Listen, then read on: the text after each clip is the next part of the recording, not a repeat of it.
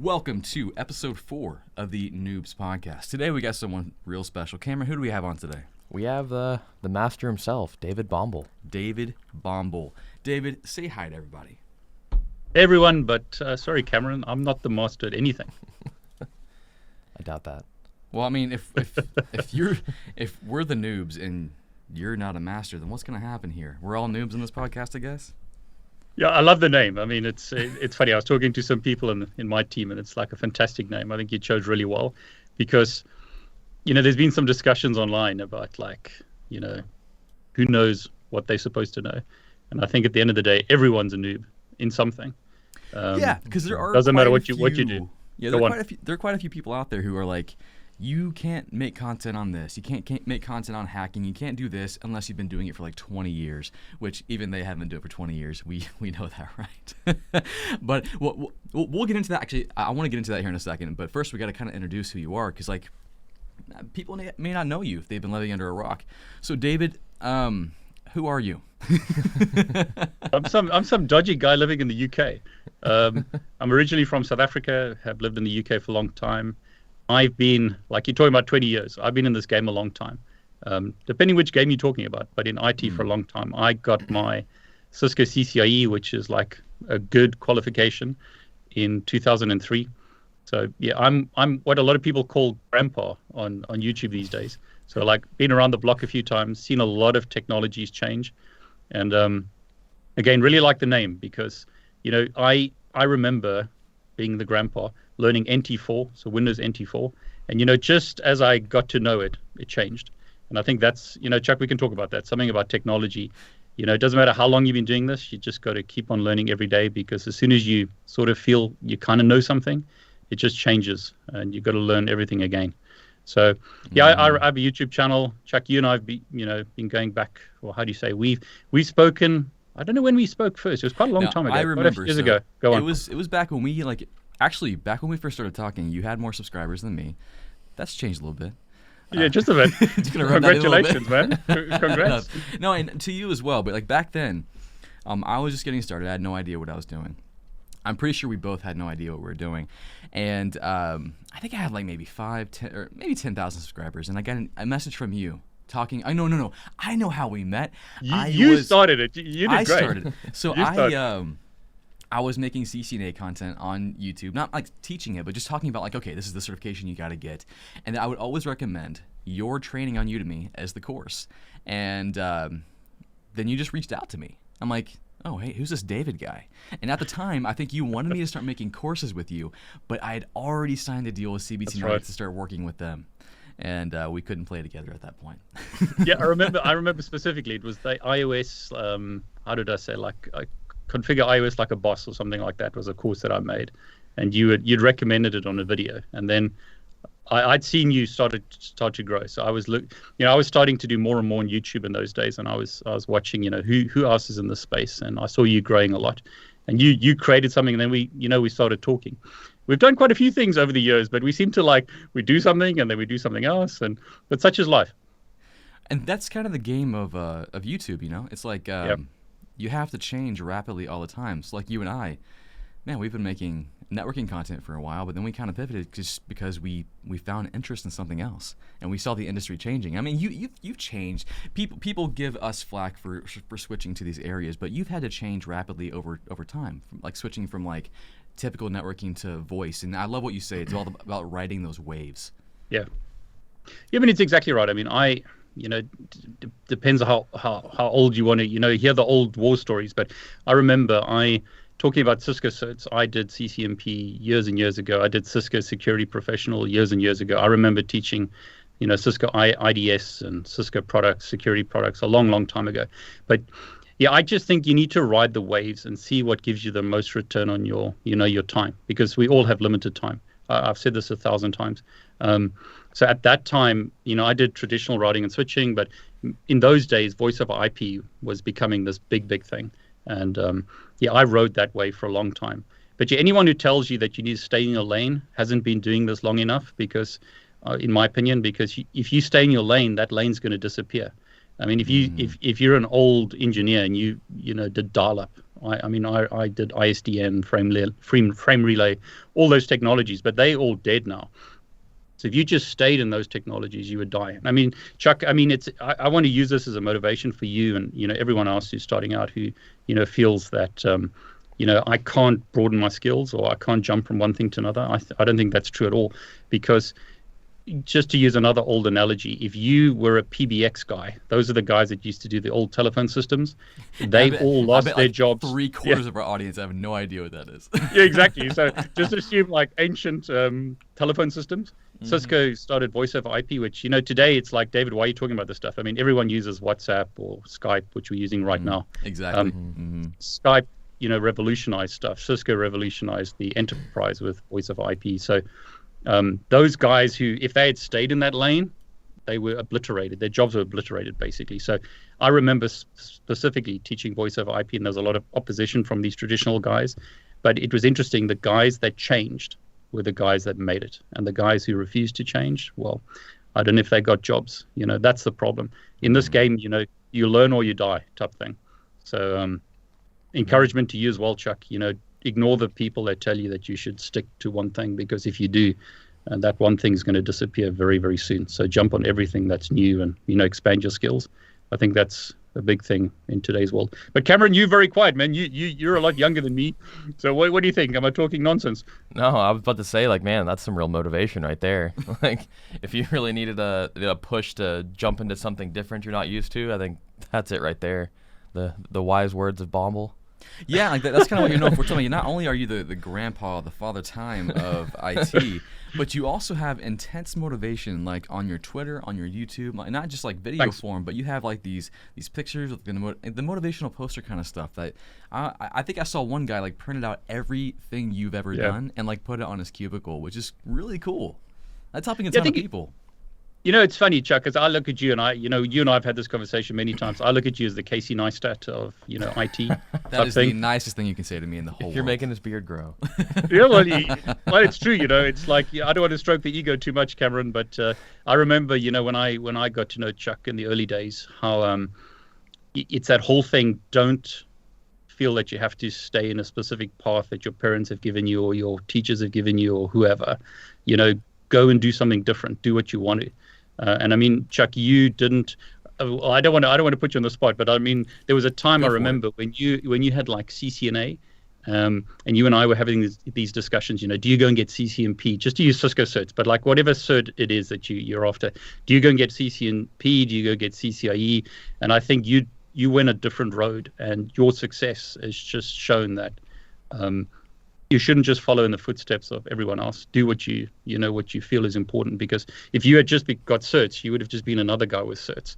But look what you've built. Sorry, go on. No, I appreciate that, and you're exactly right, because if you follow everyone's path, the path they've laid out, you'll end up just like them. But if you end up following what you want to do, what you find joy in, and what makes you excited, and you kind of mix up the game a bit, and you follow what's going to be hot in technology, that's where you have kind of that X factor, that success, that goodness, it's just crazy. And you and I have both kind of ridden that wave as well. Now, I want to get it. So there's a couple things I do want to cover in this podcast, and I want to give people kind of the preview. First, I want to cover some of the hijinks you and I have gone through. Like we've gone to Cisco Live together. We've stayed in a hotel together. We've done some fun stuff, and I want to cover all that. And also, I want to cover like how you and I mean, people may not know this, but we often talk a lot for 3, 4, 5 hours sometimes, and we talk YouTube. So we kind of have built our channels together, and we even started a company, and maybe we can talk about, or we started one and then it didn't do anything. So don't get excited, anyone. So I want to talk about This Is IT. what happened with that, and then we'll talk about kind of the future of what you and I are doing on YouTube, if we can share some of just the previews, maybe not the entire story, but I know we both are always cooking up some fun stuff, and I think it might be fun to preview that for our audience. So first, before we do any of that, if you have not subscribed to David Bombal, if you haven't found him on Twitter or Instagram, especially YouTube, go do that right now. Thank you. At David Bombal, pretty much everywhere. That's where you'll find him. And appreciate it. Now, I want to start with a bit of an origin story, because people like podcasts. It's more long form. We don't have to be quick like our YouTube videos. So I think let's tap into who is David Bombal. Let's talk about your beginnings. How did you become what you are today? It's a long story, Chuck. I mean, we've got like days, I hope. When you're Well, I mean, when you're a grandpa like me, you know, it's a long story. But go oh, on, I Trey. didn't realize what I was asking. No, you're Yeah, you exactly didn't. right. so I think I'll what give you we should I'll give you the do. shortened version. So Yeah, yeah, there we go. yeah, I mean, lots of stories, but I mean, like, coming back to the motivational thing, and Casey Neistat. I remember seeing a Casey Neistat video, and I'll get to your question in a second. But I remember he created this motivational thing. I can't remember the exact name on his YouTube Oh, channel. it was like do more Just or do something it. like that. Yeah, Yeah. something like that. Yeah, and I mean that was such a good video. I think coming back to motivation, and I mean I'm a big advocate of that, because if you don't have motivation, you're not going to do anything.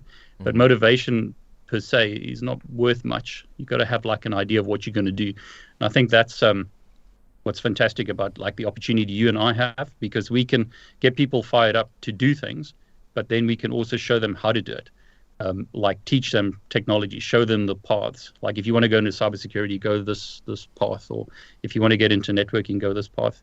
So motivation is fantastic, but you still got to be able to do something with that motivation. So I'll go back. Which, by the way, real quick, just a quick plug. I watched your Raspberry Pi video this morning. Very good. Now, if I'm not wrong, that's like one of your first Raspberry Pi videos you've done since the OpenFlow video, right? Yeah, it's funny because I've had Raspberry Pis forever, and I've been like, I wanted to do something with them. And you know, Chuck, this is like you and I feeding off each other. I mean, I remember we had a call when I was in South Africa once. Can't remember, 2 years ago, something like that. And we were talking about like, what's the next big thing? Cameron, sorry, we like old men going around in circles here, but yeah, we'll get to the story. I remember us looking at what's the next big thing, and we kind of discussed getting into cyber and doing cybersecurity, doing more of that, because like you've mentioned, and I always say, ride the waves. And I did like OpenFlow, and I did network automation, and you and I were riding those waves. But you know, this was another big thing that was growing. So you know, through stuff that we talk about, we often jump into new topics, and that was one of the topics that we spoke about many years ago. But now I've gone off on a tangent, and I'm so old I forgot what the question was. So but, origin story, David Bombal. How did you become the David Bombal? I mean, I think, you know, let's go back. I was I had to drop out of university because of lack of funds, and I won't get into the details of that. But basically, I ended up working in a retail environment, working crazy hours. It was tough. And I think this is, again, Chuck, motivation for anyone who feels that they're stuck in a dead-end place. If you feel that there's no opportunity, just, you know, take that thought and, you know, don't listen to that, because there is always an opportunity. There's so many stories out there that are much, you know, more exciting than mine. But basically, I was in a retail environment, and I decided to study on the side. So I did a degree. I was young. Cameron, maybe a bit younger than you now, but I mean, I was working crazy long hours, 60 hours a week, whatever it was. And then I was studying at night. So I just was a machine. I worked during the day and studied at night, and I got a degree. And now at this point in time, I mean, because again, you weren't Cameron. I mean, you were Cameron's age, but not now. So the technology back then to study and get degrees is not the same at all. So like the type of school, was it online school, or were you like? So this was the first one I did a degree through what was called the University of South Africa. It's still there, and they do like a postal type degree in those days. So there was no like real internet like it is today. So that's amazing. Like that makes it even more like right now it's really, really easy comparative to, you know, back then to get stuff done and study. That was hard back then. You had to do a bit more work to make that work. Well, what's funny about that is whenever I was studying for my CCNA, I was watching stuff from David. Yeah. And I was watching some of the GNS3 stuff to get like real labbing experience and doing stuff with your network automation. So it's funny to think like, oh, you're doing all this stuff back in the day where we have all this like, technology available now to watch, and or people who provide free content like Chuck and you, David. It's crazy to think about what it might have been like back then to study for a CCNA. I can't imagine. Yeah, so this was before CCNA, but I'll get to the CCNA in a moment. But it's the same kind of thing, you know. I was studying a degree like it was information systems and accountancy. Yeah, guys, Chuck, don't laugh. I'm really old. But in those days it was just books, and I remember I had to do assignments, and the place where the university was, you had to like give your assignment in at a certain time. And we always left it to the last minute, obviously. So we would drive like in the middle of the night to go and hand in our assignment before midnight. My gosh. to get in. There was no like online submission. But anyway, so I did a degree like in 3 years part-time, which was a full-time degree in 3 years, just being a maniac. But I mean, I was a lot younger, a lot more energy. Didn't have a girlfriend, all that kind of stuff. So, but it was just like I was ambitious. I wanted to get that done.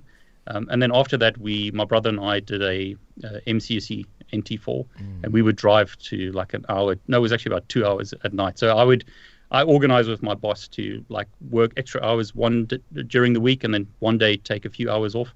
So I could go earlier, drive to this training center, and get my MCSE. And as soon as I got that, yeah, I mean, it's you've how hungry are you? That's always the question. How if you really want something, how hungry are you to go and get that?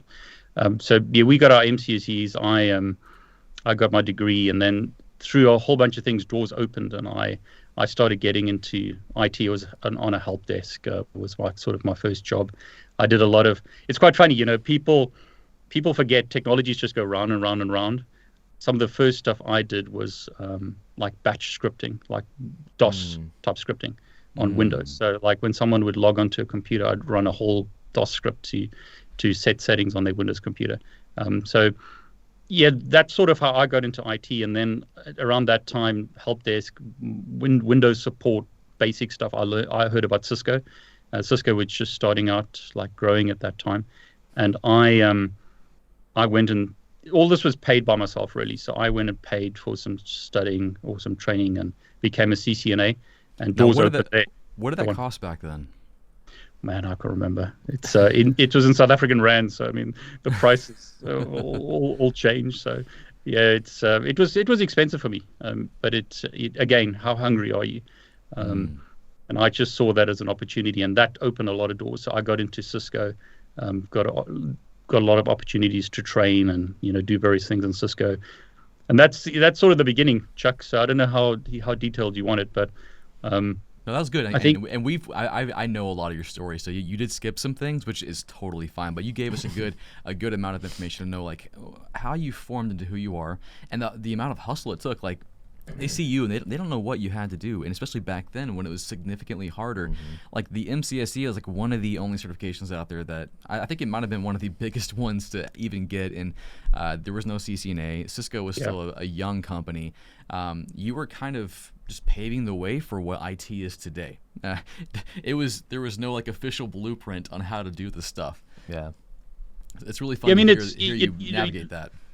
Yeah, I mean, it's like I don't know how we came across that, but that seemed to be like the best certification to get to break into IT, and that's why we did it. I mean, today there's a lot of options. Go do AWS, go do CCNA, do something. Find your passion. Jump in some technology. I think it's a lot easier to break in today, and there's a lot more demand. There's so many jobs. I mean, Chuck, you guys are based in the States. From what I hear coming out of the States, there's such a demand for skilled people, and yeah, they're giving away jobs, man. They can't find enough people. It's crazy. Yeah. So I think it's a motivation for anyone who's struggling. If you're in a dead end job or you're doing something and you hate it. I love the stories. I mean, you get it every day as well, Chuck. People who are medics or in retail or XYZ, whatever it is, and they break into IT. I think IT is a fantastic field because you don't have to have some fancy degree. You don't have to have some fancy scholarship to break in. And I mean, Cameron, you've told your story, I'm sure, but it's the same thing. You followed sort of Chuck's journey, haven't you? Same kind of idea. Do some certs and break in, yeah? Yeah. Whenever, I was not in any way a good high school student. It's like he wasn't. Yeah, he was grounded a lot when he was younger. I was terrible at school, but I've always liked technology. So whenever Chuck went and I think you had got your CCNA and were a network engineer probably about the time I was a freshman or sophomore in high school. So by that point I was like, all right, it's pretty clear. I already kind of know what I want to do. Like I was already really interested in what he did, and he kept. Almost every time I saw him around that time, he was like, "When are you gonna get your A+? When are you gonna get your A+?" Oh yeah. I was bugging. He was hounding me to get it, and I ended up getting that right before I graduated high school, probably like a month before, and then. And speaking of which, I think that's probably what people need. Like if you're struggling to find that motivation to start your journey, find someone that can bother you about it. Like get into a community, it's like, hey, can you hold me accountable for like what I want to do, and tell them not to leave you alone. and then right after I got my A+, it was. When are you getting your CCNA? Yeah. It was just one new thing. And then AWS. One thing after another. Oh, Agreed. man. I mean, if you can find someone to mentor you, it helps a lot. I mean, Chuck, you were mentoring Cameron along the way, and it like I remember you mentioning you building your Discord, and you and I both have Discords.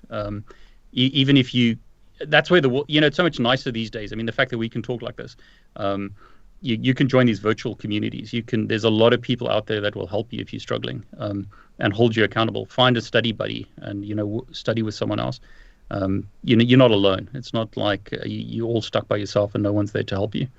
Yeah, and it can feel that way if you don't reach out and you don't intentionally put yourself in those communities. So yeah, my Discord, David's Discord is fantastic. Both communities, you can find some people. Actually put yourself out there. You have to make an effort. But anyway, so where we're at in the David Bombal story is David has, you got your MCSE, you did all the extra work, and now you're working on a help desk. And then you went and got your CCNA, right? So you paid for that. Yeah. So and we know this path ends in you getting your CCIE. So kind of describe what made you, or the story of how you went from CCNA to CCIE. And the CCNP wasn't even around back then, was it? No, it was. I mean, so Okay.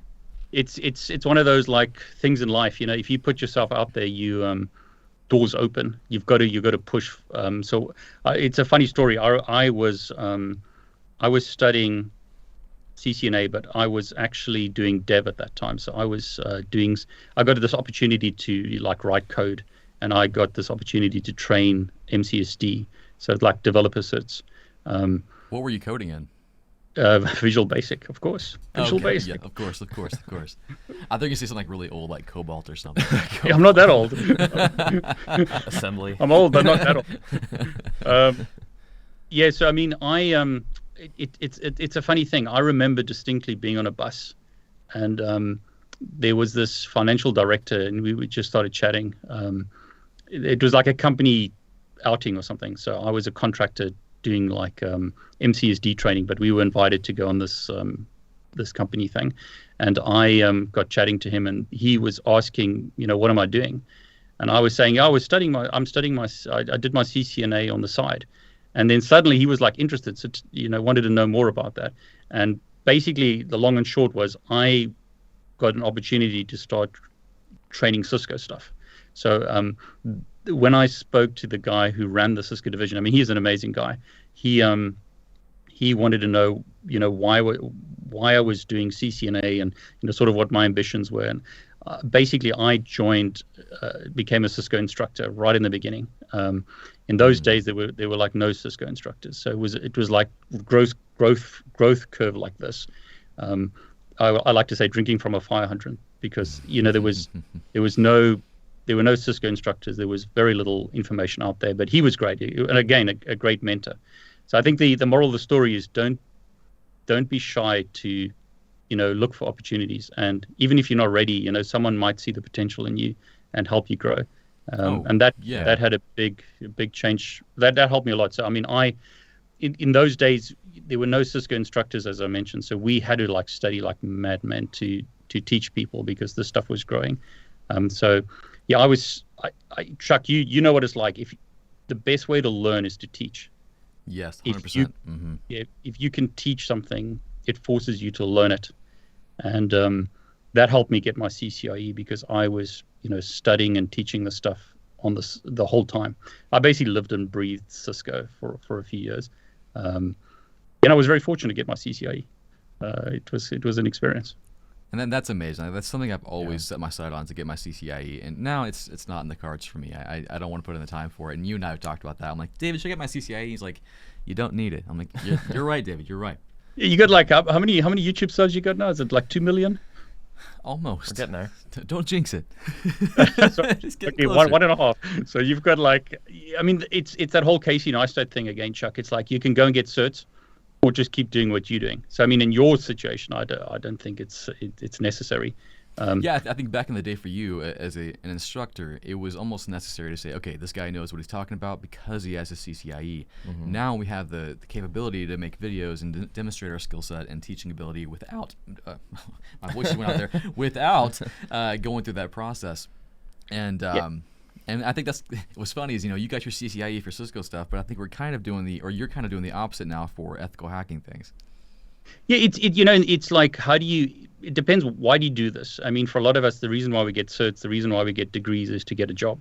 It's to get past the gatekeepers, to get to an interview.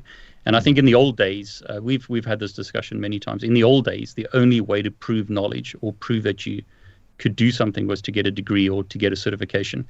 But that's no longer true. Cameron, I mean, if you're a young guy and you put your work on the internet and put your code on GitHub, I would rather look at what you can do than look at your certs. Yeah. I mean, Chuck, you interview like graphic designers and video editors, stuff like that. The work that they do is much more important than whatever degree they've got or cert they've got. It's so funny you said that. I was thinking about that analogy, and I'm like, Yeah. I'm not gonna say that. Then you went and said it for me. But yeah, like I don't look and try to find Adobe certified people, which that is No. totally a thing. But like I don't care about that. Like how good is your editing? That's what I care Yeah. about, and that's what people are looking for in hiring, especially nowadays where you can make what you do so visual and so real Yeah. on the internet. You don't have to actually go out and get a real job to even show what you can do. That GitHub is insane. You can spin up your own lab and give people access to it. If I were starting from scratch now and I had to do that, man, I would make an insane lab, as insane as I could, and make it as public as possible, and make sure hiring managers could see that.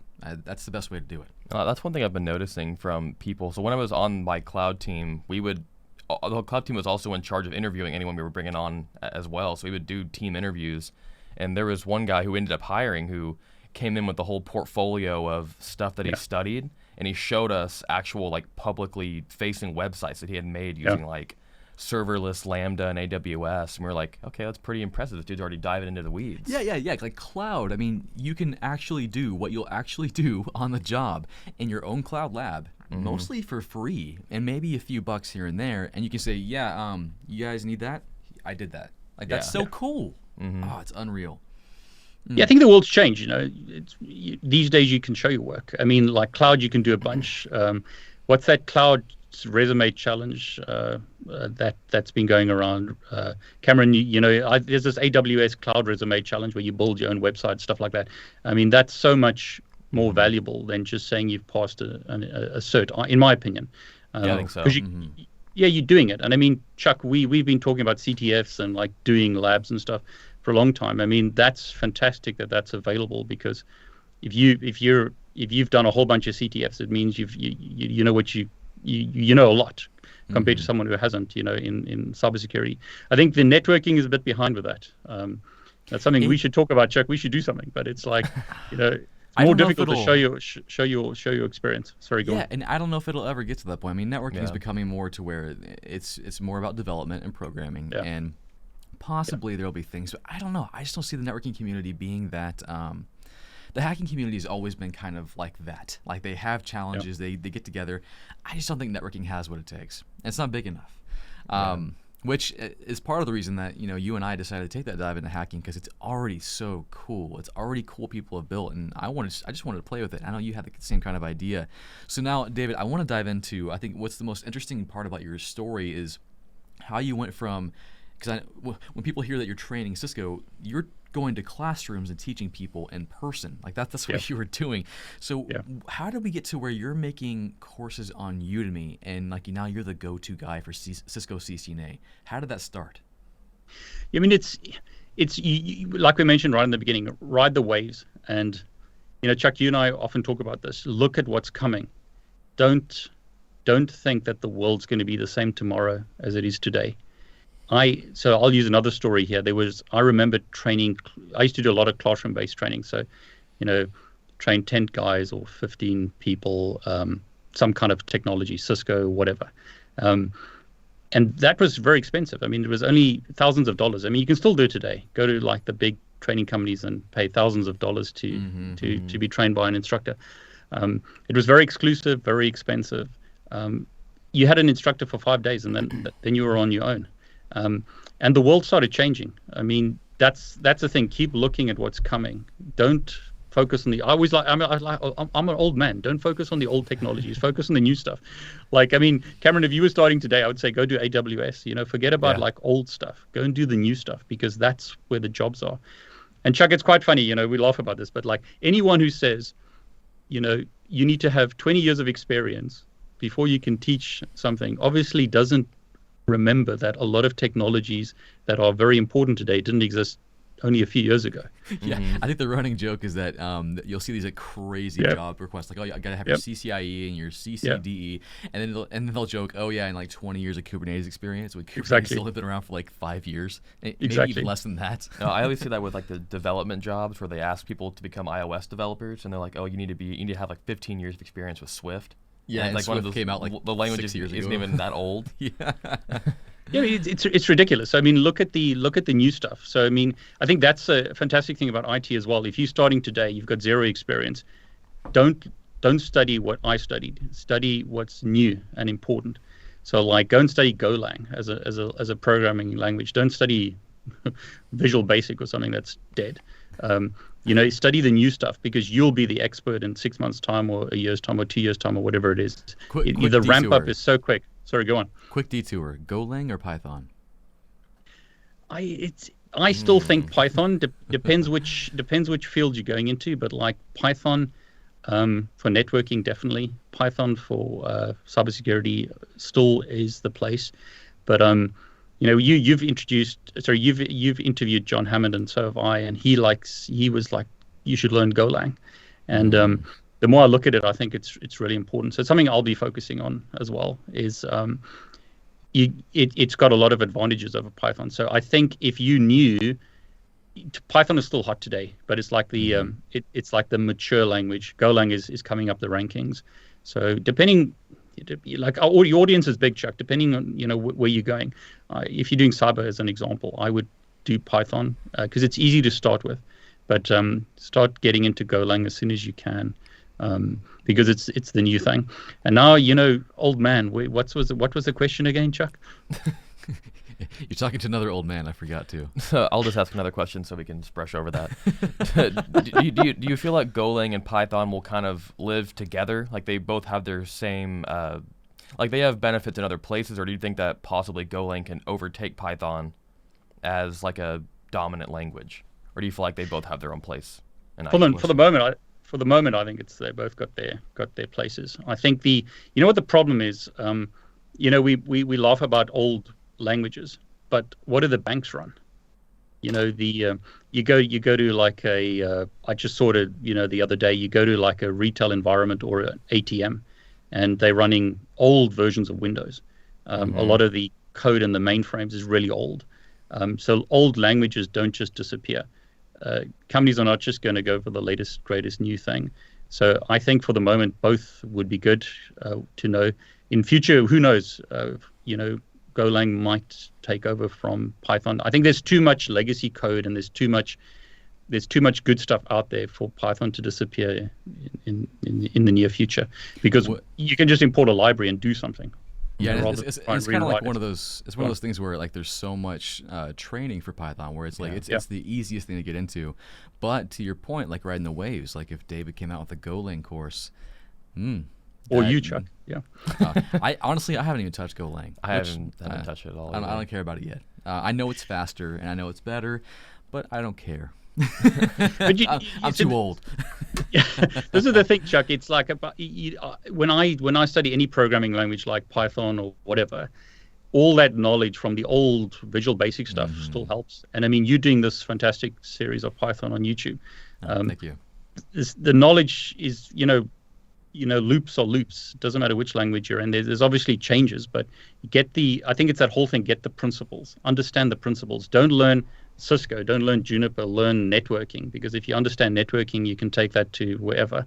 If you're learning cloud, then learn the principles of cloud, because every cloud provider will have their own like funny, implementation. But if you understand the principles, that's what you need to get. Don't focus on the terminology, whatever. Understand the principles of programming, like a variable, etc., etc. Yeah, I found that. That's something that was pretty true for. I did like a little bit of studying for JavaScript, but I'd already had a good foundation with Python, and I saw a lot of things overlapped, and I was like, okay, that thing's really easy. Like that's just like Python. So I can definitely see how that carries over, and same for learning basics and principles when you move to different fields. Like when I moved from network to cloud, the networking stuff still applied, And then that was still a big part of what I was doing in cloud was still networking. And it definitely came in handy. Yeah, I mean, that's the whole thing. Don't chase the cert, as like Neil Bridges always says. Don't chase the cert, get the knowledge. I think that there's a lot of truth in that. When you go through CCNA or whatever it is, you get the cert to get the tech, so you can get past the the gatekeepers to get to the job. But if you get that understanding, if you understand what you've learned, that stays with you. And when you go from one domain to another, if you understand the principles, it's just going to help you. So yeah, exactly. When you go to cloud, Chuck, we doing like hacking, and I did a bunch of Python videos of how to hack protocols. If you understand protocols, it's easy to hack them because you can see where all the vulnerabilities are. If you understand how things work, then it's much easier to break them, I think. But if it's just a black box and you have no understanding of what it's doing, it's very difficult. Yeah, that's one thing people don't get about hacking is that are like, oh yeah, I want to become an ethical hacker, but what they don't realize is that you got to start with the foundational things. You have to know what you're breaking before you can break it. You can't just come into a network and go, I'm going to exploit this network, but you don't know what HTTP is. You don't know what TCP and UDP are. You're going to be lost. You have to go back and learn all that from the ground up, and that's the path you have to take. Or if you're trying to teach someone Nmap and they don't understand like a TCP three-way handshake. So whenever you're trying to do like really stealthy scans, like, I don't even know what's going on. I just know it's scanning stealthily. Yeah, and that's how you make skitties. Exactly. We hear that a lot, don't we, David? Yeah, exactly. I mean, I've been in the game a long time, and it's like that whole thing. Just keep pushing the envelope and learning. And I mean, there's some. I had a discussion with Neil the other day, and I mean, there was some like discussion about, should you go and do a bunch of basic stuff first before you do hacking, or should you just dive into it? And I think, sometimes we say you must do these 1,000 things before you become a hacker. And he was kind of like, what? Don't bother. Just go and jump into something that you enjoy, and you'll see where your gaps are, and then go and study the gaps, because the idea isn't to become a CCNA if you want to become an ethical hacker. You want to become an ethical hacker. So go and do some stuff like Nmap, see where your gaps are, and then realize you got to go and study that stuff to actually understand what you're doing. But don't feel you have to do like a whole bunch of certifications before you can even start using Nmap, because you'll lose all motivation by the time you get there. Yeah, I think that's the key too, is like you're saying, and I think it's a great strategy too, like just to jump into ethical hacking like Nmap and then realize your gaps. I think what a lot of guys might end up doing is just jumping into Nmap and just learning the tool and then moving on to the next tool and the next tool, but they never went back and learned those concepts. So as long as you like write down, okay, I don't know what networking is, I need to go learn that real quick and like get a more holistic view of how networking works. I think you're gonna be safe. Now I remember the question. So my old Ned memory came back. We were talking about how you jumped into becoming a Udemy instructor, and one of the biggest Udemy instructors on the platform, I believe. Have you hit 1 million yet? Are you like close? No, don't jinx it, Chuck. I think it's like 900 and I haven't checked. It's 940,000 or something, 960,000, something like that. So close. Guys, let's help David get there. Yeah. Go, please. Because you have some free courses that Bunch are of free incredible. courses, Yeah. So just go become one of the students. Thanks. It costs Yeah, you so nothing. I mean, yeah, it's a good thing that you said that. So the whole thing was to like watch the trends, watch what's coming. And what I remember is instructors who didn't make the transition from classroom-based training to online training again lost their jobs. Just going back to like history just repeats itself. So the PBX guys lost their jobs because they didn't jump onto the new technology. I saw that instructors lost jobs or couldn't get work and had to change roles because things changed. The days of like classroom-based training were coming to an end. I could see that. I like to see the trends. YouTube was growing like mad. You could see a lot of young people were creating great content. You could see, in my eyes, you could see where the world was moving. It was moving away from classroom-based training to online training. And, I wanted to change sort of what I was doing from like a contractor type person where I was just selling my time as an instructor to, creating a business. So I, for many, many years, have started, creating online type training material. And when Udemy came around, that was fantastic because going back in time, one of the hardest things in the old days was to try and sell my video content against all the big names. In those days, there were some big name companies.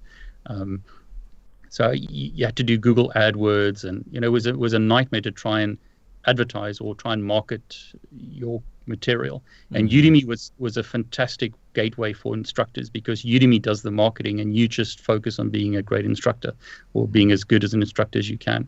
So I started in the early days of Udemy. I mean, I think the In the first month, I made $1, maybe $2. I don't know.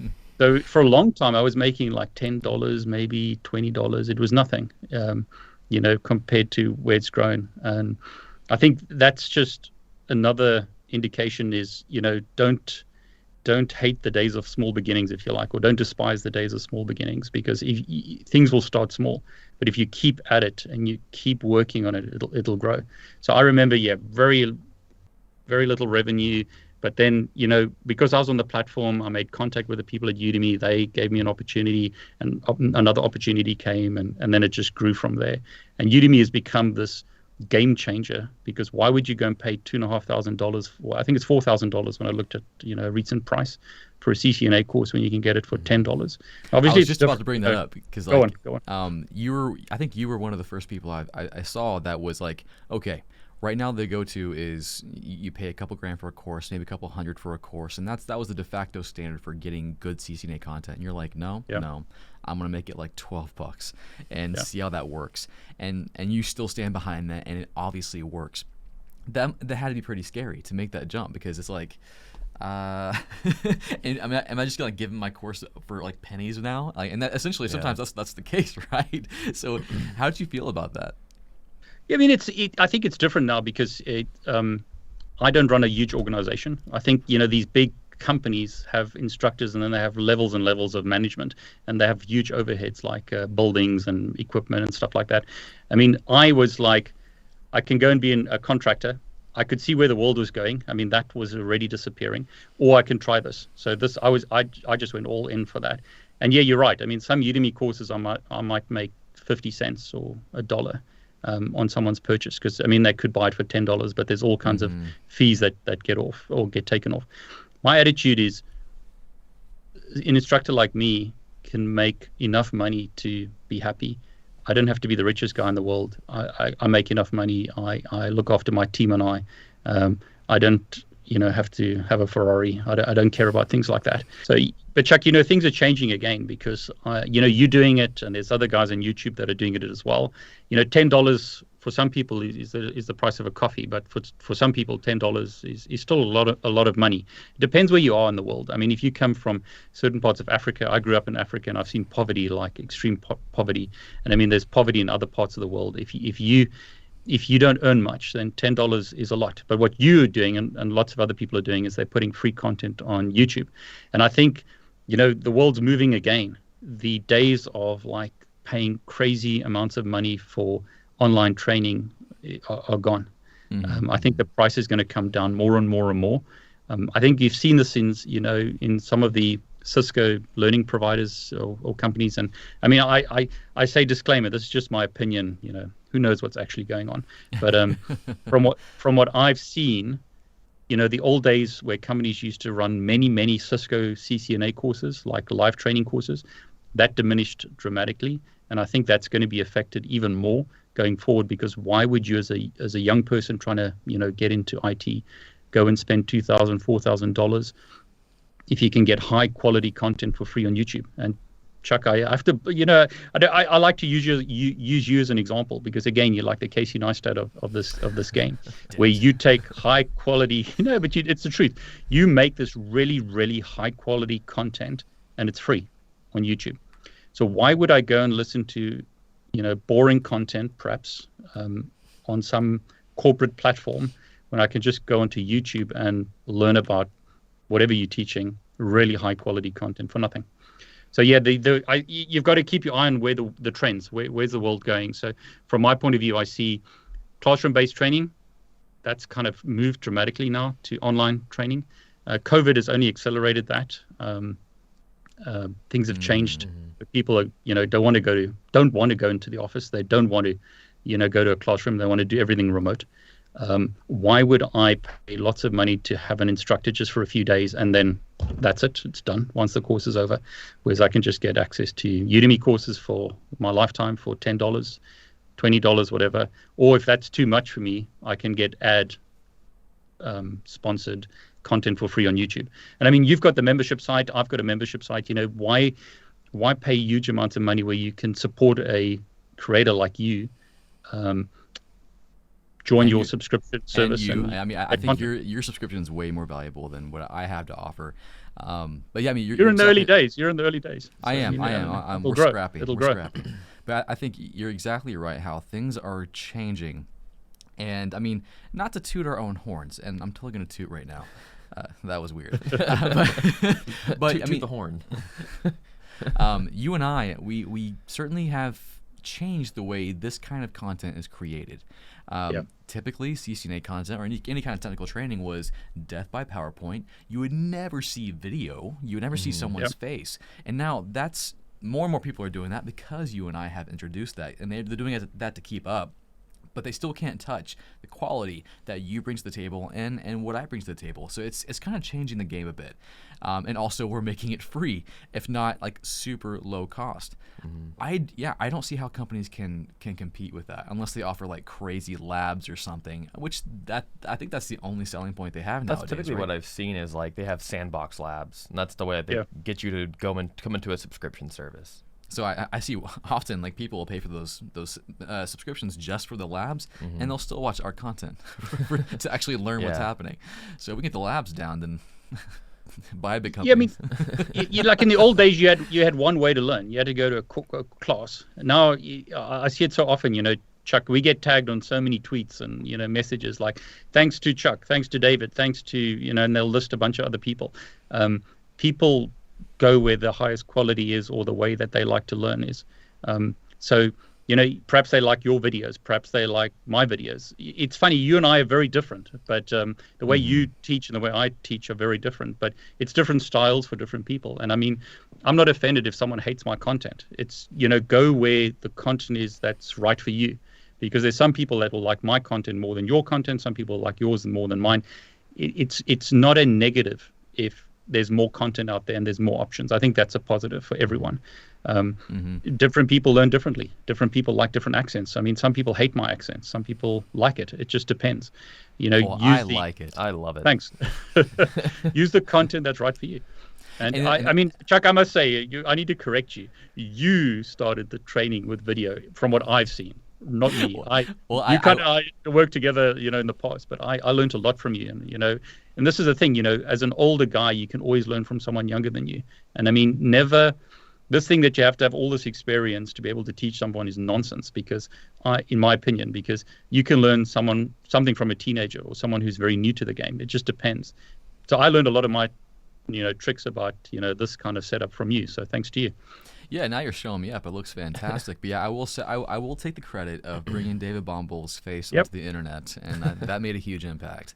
If you look back in David's catalog, I don't know if you still have the content up there. You should, because you should never remove it. But back in his earlier days, it was just the screen.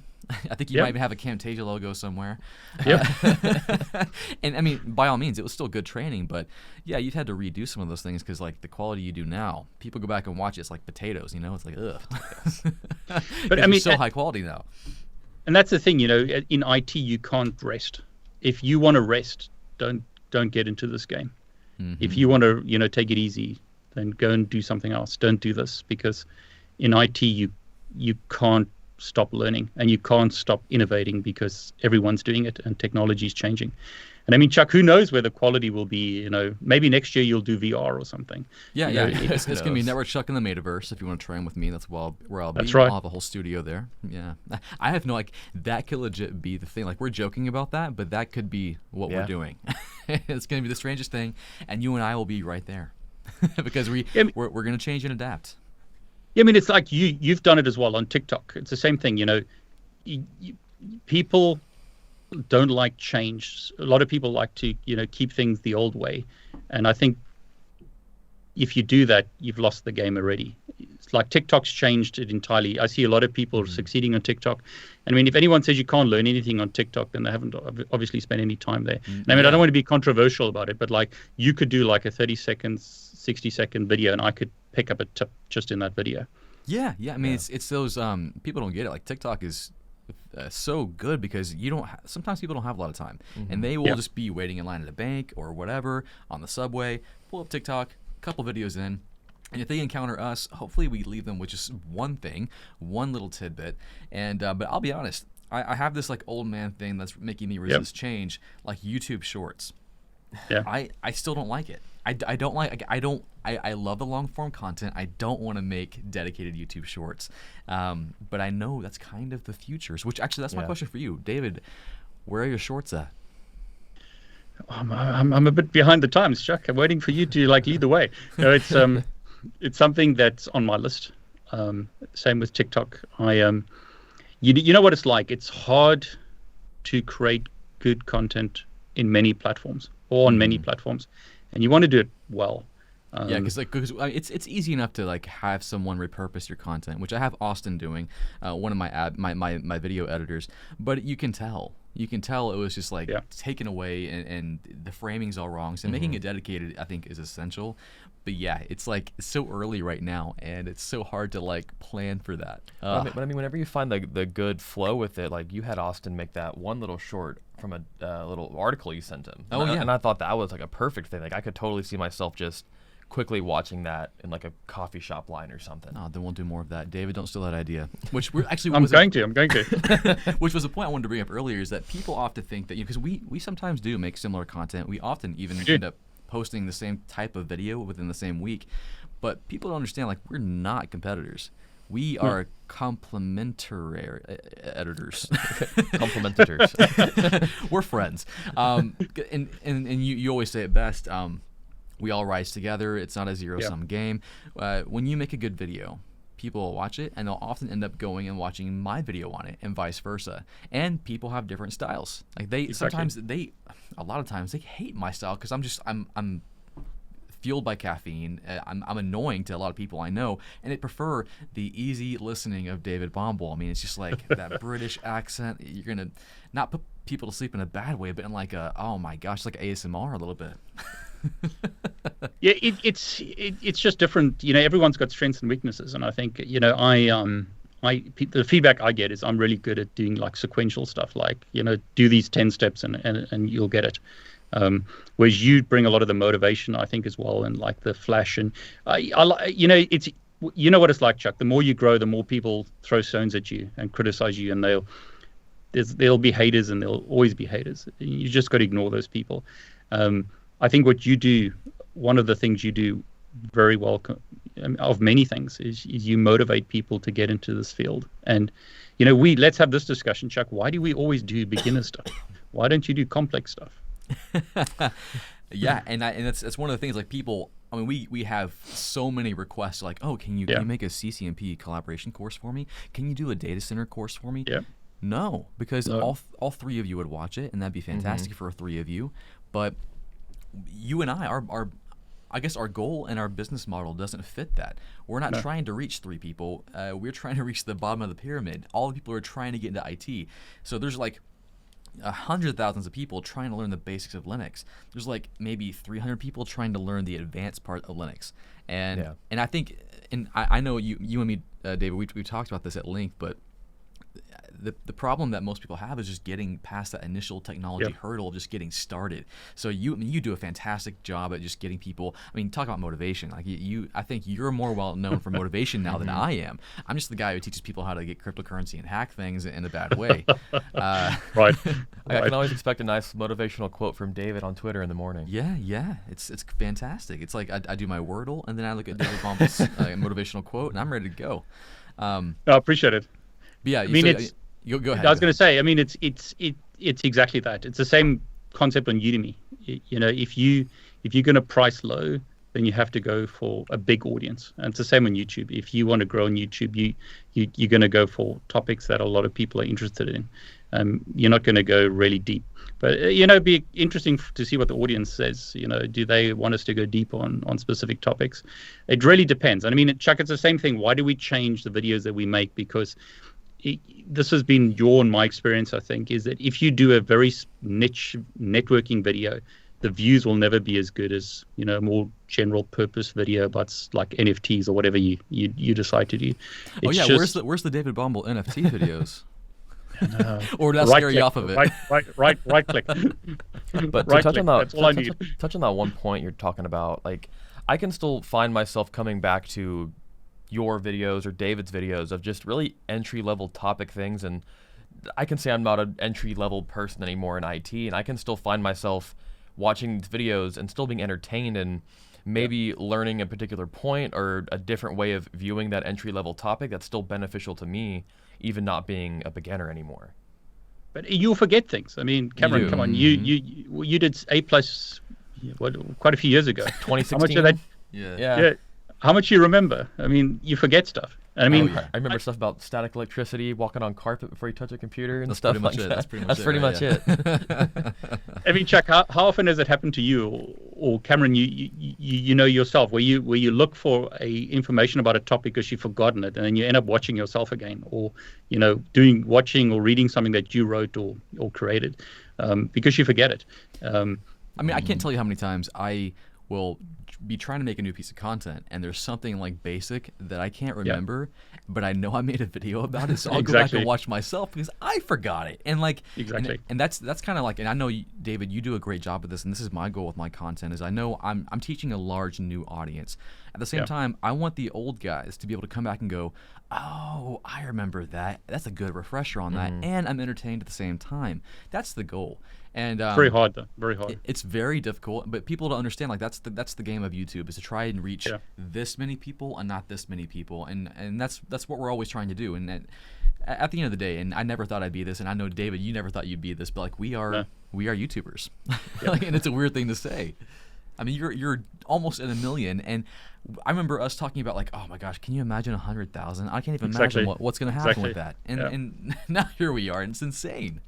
No, I think you both say it's hard to entertain that. I'm not a part of the older crowd, but I still think, like I was saying, when I come into these videos, I'm still extremely entertained. No matter if I already knew the topic, I think you guys still do really well about keeping it entertaining just by trying to appeal to that greater audience. And just the excitement is still there. I appreciate it. I mean, it's there's something fantastic about teaching someone and imparting knowledge. It gives you a good kick. It's a great feeling to be able to help people.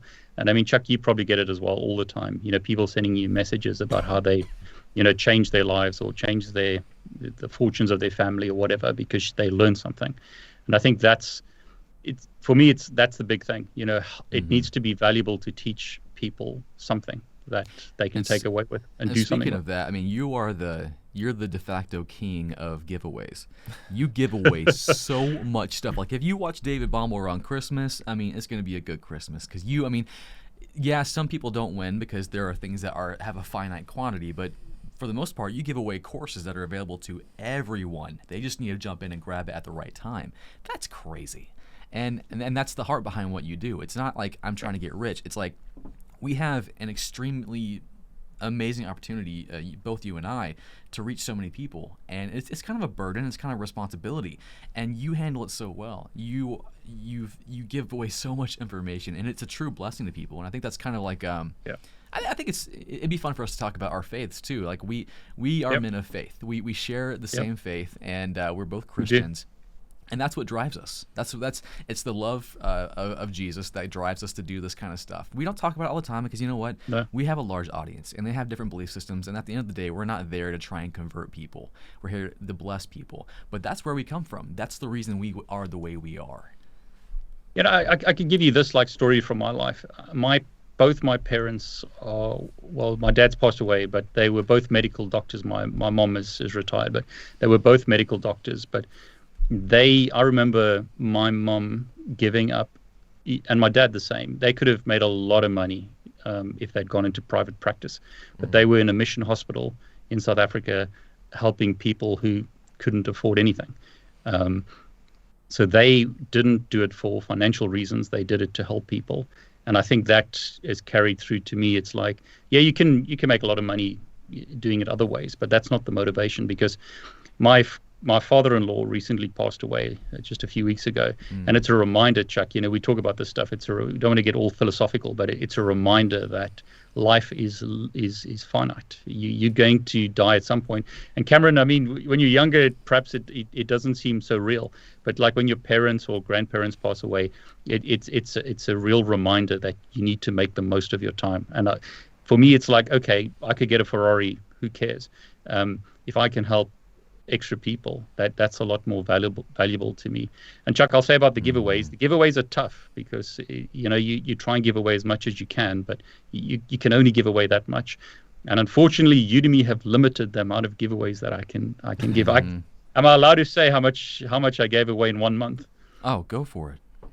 So I gave probably in the region, if you work out the price, $5 million of courses in 1 month. Wow. I could have made I made a lot of money, but that's not what happened. I've seen some others brag about how much they give away on Twitter, but it doesn't touch that, man. That's a lot of money. I know. Yeah, I mean it's who cares about bragging about that stuff? It's about helping people. So yeah, I don't like to say it, but it's I would still be giving away as many as I could, but Udemy have limited that now because obviously there's a cost to their business. So I can only give like 1,000 away a month, or per giveaway. But yeah, at some points I was giving like 50,000 in one go, and it was more than that in some months. So I think that'll be a good transition to talk about, like, okay, if you're giving away so many things and you're charging like $10 for your courses, David, how are you surviving? How are you living? And I think it's gonna be a great segue into like how people can support your mission. And we have pretty much the same business model. Yeah. we provide a lot of free training, and we kind of have a hope and a prayer on the side of like, please make money here. So what percent? Like, I know we both make money on YouTube. YouTube's a thing. I mean, you probably got an ad on this video, and so how? And obviously you make money off Udemy. So without saying exact figures, what's the percentage of YouTube versus Udemy for you right now? Yeah, so Udemy is still the bulk of my business. But I'll just say this, Chuck. You see this wonderful room. This is like my mansion. It's actually my garage. So no, I remember when you were getting that built out before you were in a telephone booth like Doctor Who. Yeah, that's right. If you could go back and actually, Austin, go back and find one of those videos. It's hilarious. And we used to have these like 4-hour meetings, and you like get all hot in your booth and stuff. It was really funny. That's right. And then you moved out into an office, and then I remember you getting construction and all that. And it was super noisy, and and you were stressed out. That was so fun. But no, it looks fantastic in there now. And you're in the garage. Yeah.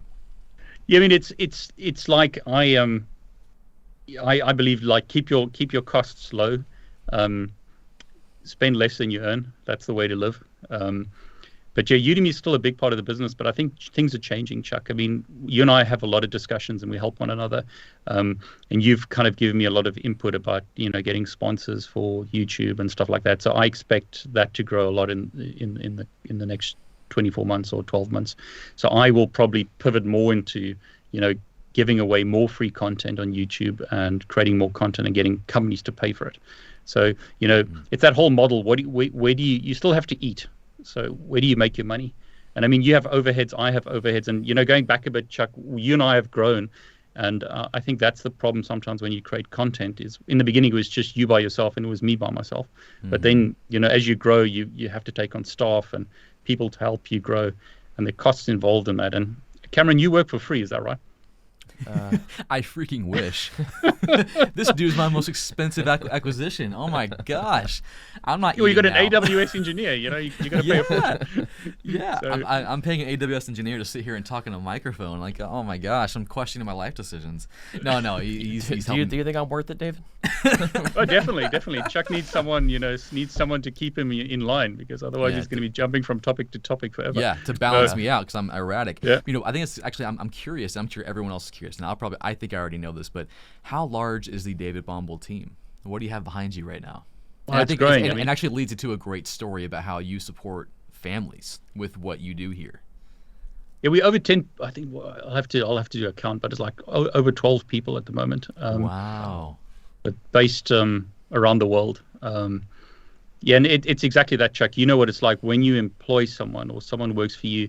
It's not just your family that you have to care for. You have to care for their family and their kids. And I mean, the last thing you want to do is make bad choices financially, which could affect not only your family but those families as well. But yeah, from a financial point of view, you don't do this stuff for free. So you either got to get someone to pay for the content, or you've got to get someone to sponsor the content or have ads. I mean, people complain about ads on YouTube, but it's like, if you want this free content, either you pay for it and don't get ads, so like join your membership as an example, or my membership, or just watch the ads so that we can pay the bills, because none of this stuff is free. And you still have to pay for your house and your electricity, and everything else. So yeah, my team's growing, and there's some good stories there. Yeah, you told me a few things about how, man, you support families overseas, like entire families, Yeah. and you changed their lives from like not having anything to like now they can actually live and eat and without worry or concern, and they get to work remotely, like, obviously, Yeah. and kind of on their own schedule. It's amazing. And like that's kind of like my goal, and I know you have the same goal, is to we're not growing for the sake of growing, but like growing so like we can support more families locally in our own lives, and then to be able to do more for people on the internet, more free courses, more free content. And people, do complain about the ads, like, oh, another sponsor on this video, he's taking 60 seconds to talk about a sponsor. Just skip to this timestamp. I'll do you a favor. I mean, either you could pay me all the money that they're giving me, or we can let them pay for it. Which one do you want? Because at the end of the day, like we do have overhead, and I think we make the best choice in making the big companies pay for it, so you get the free content, people. So I think that's probably the best choice. Yeah. Yeah, I think that's where it's going. I mean, I think you and I had this discussion maybe 12 months ago about, like, I think we discussed training will be free, and I think that's already happening.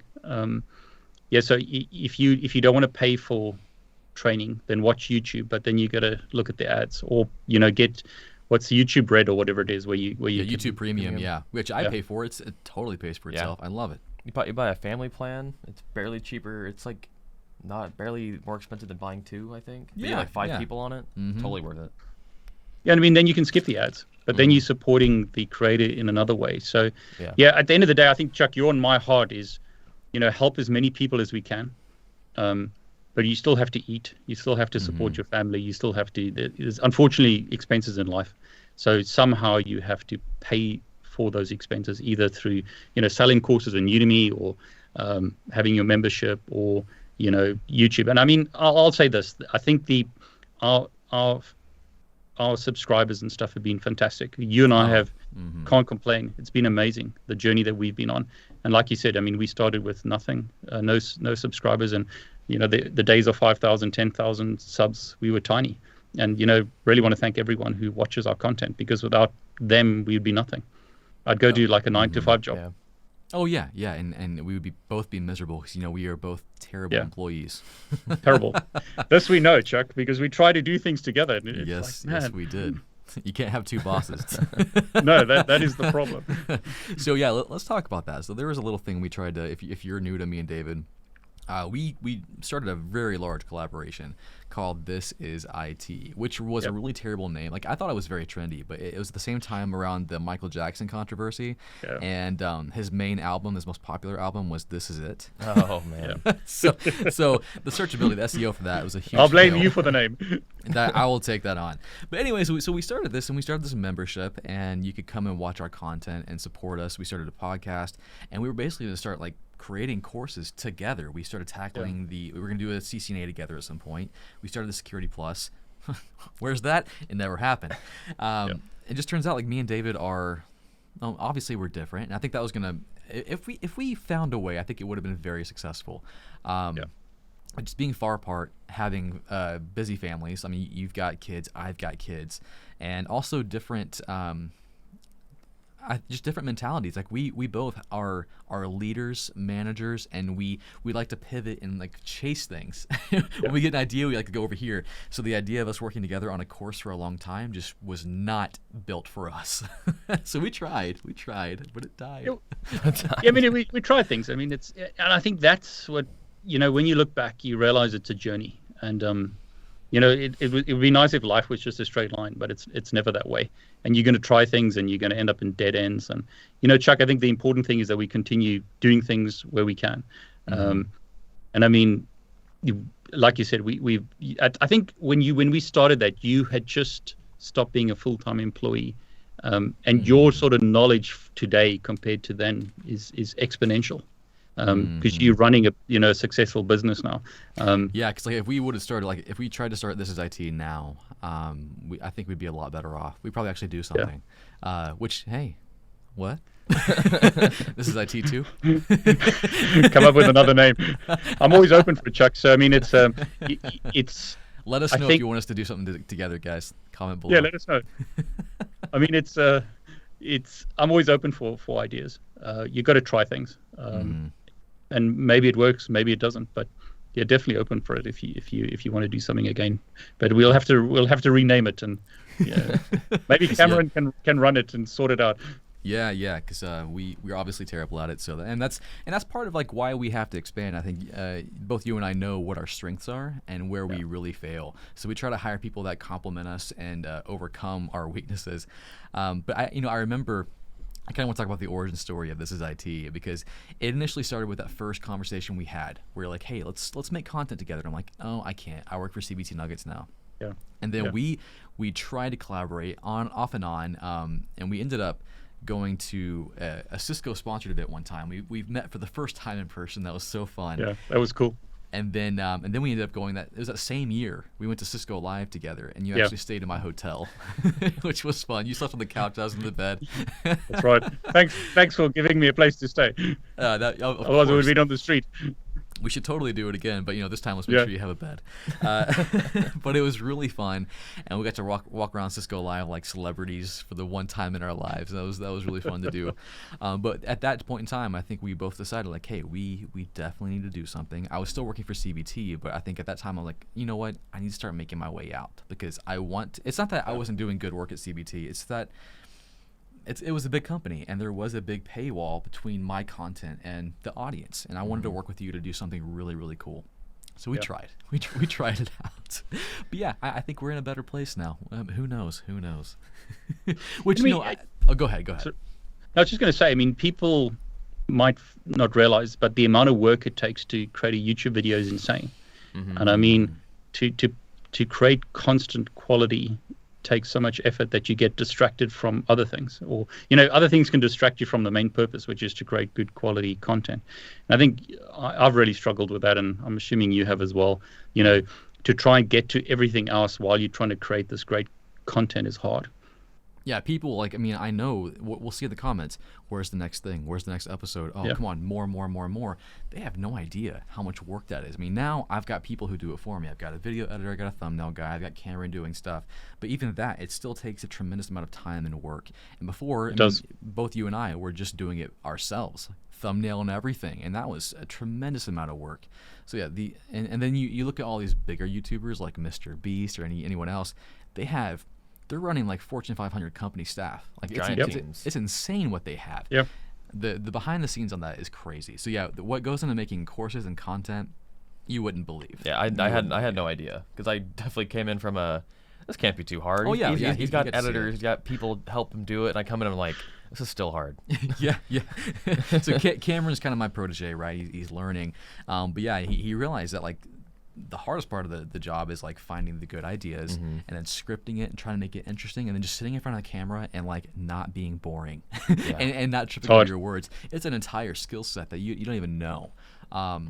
It's definitely weird for me coming from only technical things to going to teaching and being on camera. It's completely different than what I was doing a week ago. So and he's doing a great job, but it's definitely fun to go back and kind of try to relive my learning experience and like, okay, how did I learn how to like sit here and talk in front of a camera like an insane person, because you're talking to yourself all day. How did I learn how to do that? So it's interesting. I think we need to tell the story, Chuck. When we were at Cisco Live, you told me how you started, or when you started creating YouTube videos, or like not YouTube videos, but like videos. So you got to share that story, because you weren't like 25 when you started creating videos. Oh no, yeah, like people. If you look back at my channel, my first video on the channel was back in 2014, and I was like in a little server room in the back of my company. But that was just that channel. I have another channel where I try to become like a legit YouTuber, and I used to make YouTube videos all the time from the age of like. Actually, my first, I had a massive like over-the-shoulder camera that took video cassettes, and I would force my brother and my sister to fight and do stunts. I would make videos off that. We have so many home videos of that. So I would edit those and put them together, and then if you guys remember the cinnamon challenge, where you take a spoonful of cinnamon, you put it into your mouth and try to swallow it. Very, very dangerous. You ended up spitting it out into a cloud of smoke. Turns out, yeah, it's very unhealthy.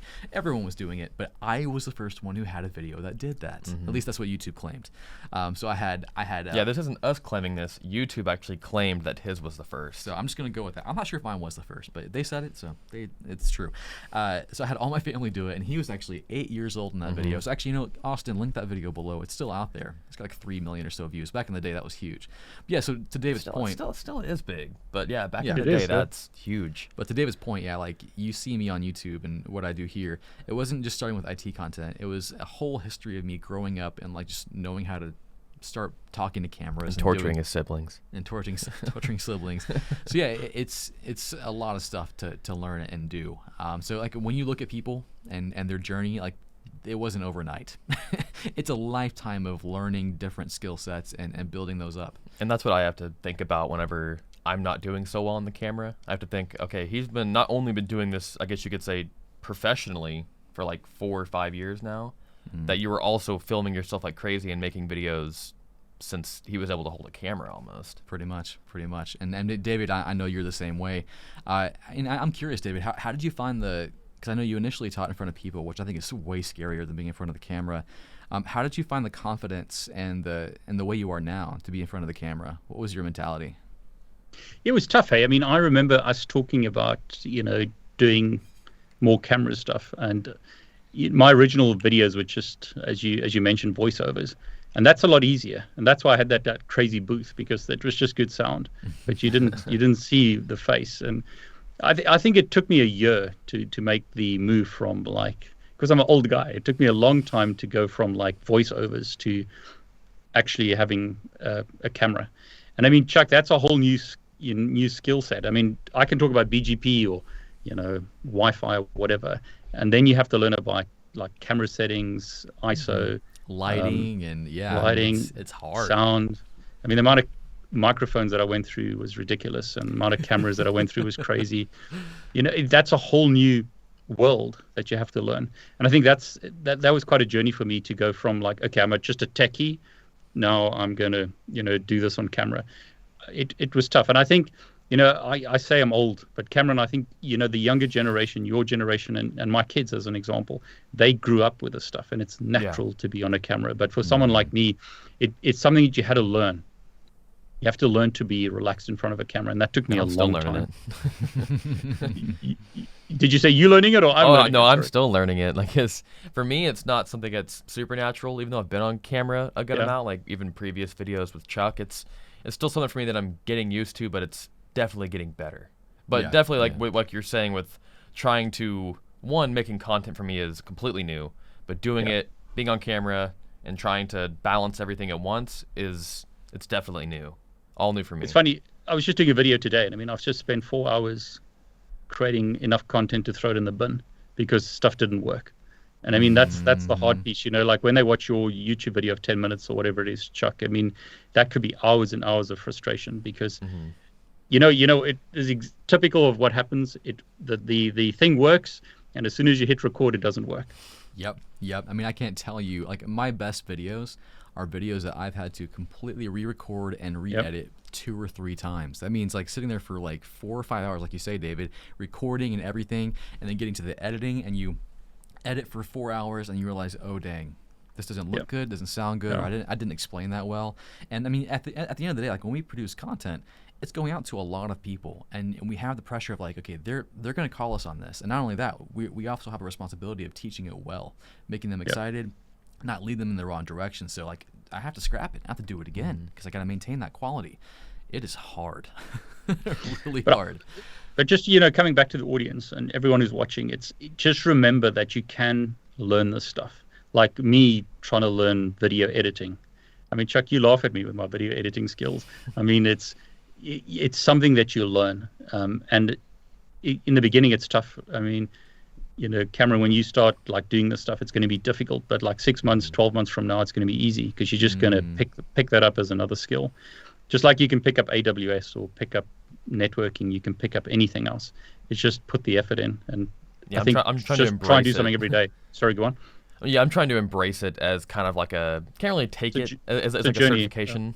Yeah, just trying to embrace it like it's something new you have to learn. Still a really valuable skill for you to learn, and just go in deep and just figure it all out. Yeah, and you'll get it. I mean, you got the talent already. You just got to develop it more, and he'll do it. So look back on this, guys, and look back on how the videos are now, and then see in the future. Like, let us know if you notice a change. Now, David, I'm curious now. What's the future hold for you? If you don't mind sharing just some of your plans. So what can people look forward to on davidbombal.com, the YouTube channel, Twitter, TikTok? Where are you going to be? Yeah, I mean, I might as well announce it now. I mean, I really want to work on the clips or like the shorts on YouTube, because I think that's important. I've left TikTok for too long, so I want to work on that.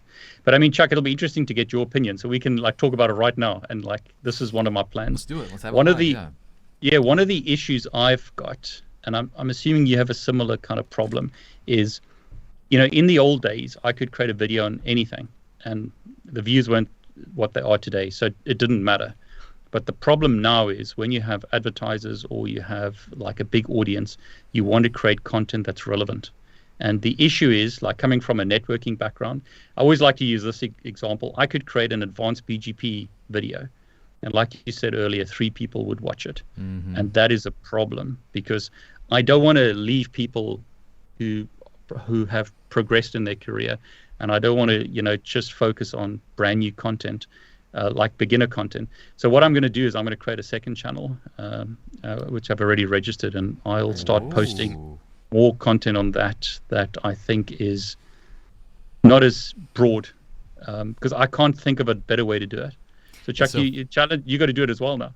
No, it's so funny. Like we literally are making more channels before that. It's like, you're right. Like, what people don't realize is that when you work with brands, they look at your average viewership on a channel, and that's how they determine how much they're going to pay you. So sure, we can make the detailed, awesome content, but if it gets like 5,000 views versus that Raspberry Pi video that we did for 100,000, that's going to affect how much we make. So it's better for us to put that somewhere else, so you still get the benefit of seeing that, but we don't take the hit on it. So it is an interesting battle. But yeah, it's a good strategy, David. I can't wait to see it. So when's that channel going live? Well, hopefully soon. I mean, it's registered. I just need to put some content there. But it's interesting that you're talking about multiple channels as well. I mean, are you going to do a Mr. Beast channel as well? Is that right? Well, so we're thinking about it. So I'm trying to think of ways to trying to up the game on the content, trying to appeal to the younger audiences, because let's face it, the younger audience, they have a shorter attention span now. Yeah. And that's what gets clicks. That's what gets figuring out ways to go big. Yeah, go big. So I want to take the typical teaching we do, but make it more fun and go crazier on it. So I'm not really sure what that looks like just yet. So that's why I brought up the Mr. Beast thing. I'm like, if I could be the Mr. Beast of tech, that would be really fun. So we'll see what happens. Yeah, I mean, you see, it's interesting.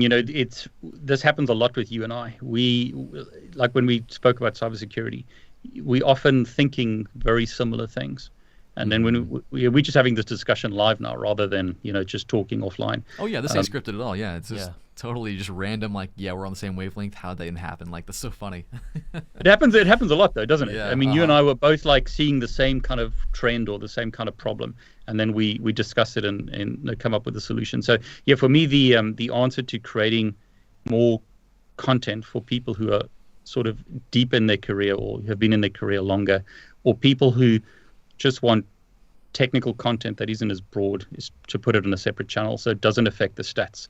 I mean, a typical example, I mean, you can see it on my YouTube channel. I'll create a Cisco Wi-Fi video. It's terrible. I'll create a Minecraft video. It does extremely well. So for me, the difference in those views is so vast that when you talk to advertisers or you want to promote your channel, you don't want to put videos on the main channel that are very specific or not going to get the views. And that's just the nature of the game. A lot of people throw stones at you, Chuck, or me about the way we do things on YouTube, but there's a reason. People don't always understand how YouTube works. We don't dictate the rules. YouTube does. And we've got to do what the audience wants. And, if people don't watch the videos, then we're not going to create that kind of content. Yeah, I love it when people on Twitter are like, oh, you got those YouTubers who put the hacker mask in the thumbnail and all that. And it's like, yeah, you know why we do that, right? Because you click on it. like exactly. did you click on the video? Yeah, like you're talking about it right now, and you're just you're the reason that it worked. At the end of the game, you don't understand marketing. We do. Exactly. And that's really, when you think about YouTube and making content's really half the battle. The other half is the marketing of it. No one's gonna click on that video if the title isn't good and the thumbnail is amazing. And it just cracks me up when they say that, because I'm like, yeah, you know what? You have like 100 views on that video, buddy. So I don't care what you say. I've seen this many times, and I mean, I think that's the difference between running a business and being. And I don't want to insult anyone. It's just something to be aware of if you're going to do this yourself. So if someone wants to be a YouTuber or wants to start their own business, the technical portion is a very small piece, like you said, of the whole pie. Chuck, you've got to deal with tax. You know, when you and I went through, like when we were doing This Is IT, the tax stories. It's like you got to do your own tax. You got to worry about tax in the US versus the UK or wherever. The technical piece is the fun part, but it's a very small piece of the greater picture. And on YouTube, you know, marketing is in any business. Marketing is important, and the technical piece is less important sometimes than the marketing. It's like if you look at it through history, you know, why did, you know, Blu-ray beat someone else, or why did VHS beat someone else in whatever, you know, point in time? A lot of it's marketing, a lot of it's branding, a lot of it's that's often more important in a business than just the technical piece. And I'm not discrediting technical skills, but I think it's important, if you're an individual who wants to get more money, don't just spend time on your technical skills. Work on that, but you've also got to work on your branding. You know, Chuck, people hate this, but you got to look at your own personal brand. You got to look at the way that you market yourself. It's like, I think Neil said it as well. You know, if you want to be this crazy good cyber hacker, but you don't put your name on, or you refuse to have a LinkedIn profile, how are you going to get a job? You know, how are people going to find you? You're being really good at cyber or technical stuff is great, but you still got to, you know, market yourself somehow. And I think on YouTube, that's basically what it's about. If no one's going to click on the video, you know, what's the point of creating it? So yeah, to your point, good thumbnail, good title, et cetera, et cetera. And it's so funny, to your point too, that, you know, marketing is one of the best IT skills you can have now, because things have changed so much. And, you know, I'm curious, like, in talking about like products that succeed, Blu-ray and VHS, I'd be curious to see, like, Cisco or AWS, how much their budget is different from their R&D to their marketing budget. And I bet you their marketing budget is probably bigger than their R&D, because that matters more on success than actually how useful the product is. It's insane. Yeah, I mean, we can get into like the politics and stay away from that. I mean, I don't know the figures, but I know Cisco spent a large amount of money on marketing. I mean, the whole reason, you know, companies buy ads on television, or in the old days, and now on YouTube is they're not doing it for fun. They're doing it for a reason. And I mean, yeah, agreed. Marketing is really important. So yeah, take away or advice to anyone who's, you know, starting their career or in their career. If they're not where they want to be, learn to market yourself, make contacts, you know, network with others. I mean, Chuck, you're a fine example of that. I mean, why? You could have got 20 certs, and we're going back to what we said in the beginning, but you have built this brand, this personal brand. And the same with me. You know, you build a brand. Don't just focus on technical stuff, because, you know, it's not going to get you as far. No. So tell me about your Mr. Beast channel and the other channels that you're creating. Because now I'm curious. So, I mean, I already have a shorts channel where I didn't want to load up shorts on my main channel. It's experimental. I didn't want to ruin what I already have. Exactly. I actually turn this main channel, my Network Chuck channel, into the Mr. Beast type stuff, if it works out. And like anything on YouTube, and really take this for your life, I'm just going to do experimenting. I'm going to try one video, and if I really enjoy the process, if people like it, then you know what? I want to do another one. And if it really takes off, that's all I'm doing. That's right. Experimentation is the name of the game. And that's how both you and I switched from, we only made networking content, to like we branched out into maybe like wireless, and then maybe a little ethical hacking, maybe some Linux, and then we're like, you know, this is really fun. People really enjoy this. Let's make more of that. And that's just how YouTube works. So yeah, possibly turning this main channel into something more fun like that. Because like honestly, like, if we look at, you can look at my videos right now, and same for you, David. The most viewed videos are the more fun ones, the ones that are out of the box, that are focused on ethical hacking most of the time, and it's just the fun projects that are really, really wide, appeal to the bigger audience. So I'm doing that. TikTok is always going to be a thing. Like, I haven't really put a serious effort towards TikTok, but I have found some success, a few viral TikToks that here and there. I will say, though, that TikTok is really, really getting down on the hacking stuff. So anything I post hacking-wise, immediately ripped away, gone. So if you're thinking about doing hacking stuff, don't do it on TikTok. Yeah, I've seen the same thing. Yeah. But Instagram still is a really good. Like, I'm getting more views on Instagram Reels now than TikTok. That's interesting. Yeah. YouTube Shorts is still like, I don't know. The whole Shorts thing is like, I want to do more of it, but the money isn't there right now. Like, it's all like just throwing it into the future R&D. Hopefully this is going to work, but they don't really pay creators for it. So it makes more sense to make YouTube videos right now. But yeah, that's kind of the goal. I'm experimenting, and David, I'm excited to see what you do with your courses. But what are you going to do for your main content? Are you still going to have the same kind of stuff, or are you going to start going bigger? I'm curious. Yeah, I mean, it's the same as you, and I mean, I think there's another lesson here. Just because you think something's good doesn't mean it is. At the end of the day, it doesn't matter. I like to say it doesn't matter what you think. It's what people do that counts. So, dreaming about something, talking about something, it's all hot air until you try it. Because like you and I can say, okay, we think this is a good idea, and then people hate it. And then we know, okay, that wasn't a good idea. So I love what you're saying, try things. And I agree, you've got to try different things. So yeah, you and I have had this discussion in the past as well. I want to go more into programming and like broaden it. So, networking is too small a niche. I mean, I still love networking, but it's too small. I mean, AWS has really shrunk the pie for Cisco, if you like. So I want to go, because of my history as well, more programming, more data science, stuff like that. DevOps, you've mentioned as a topic. I'd like to go into that as well. It's just it's been a slow process for me to put things into place to allow me to do that.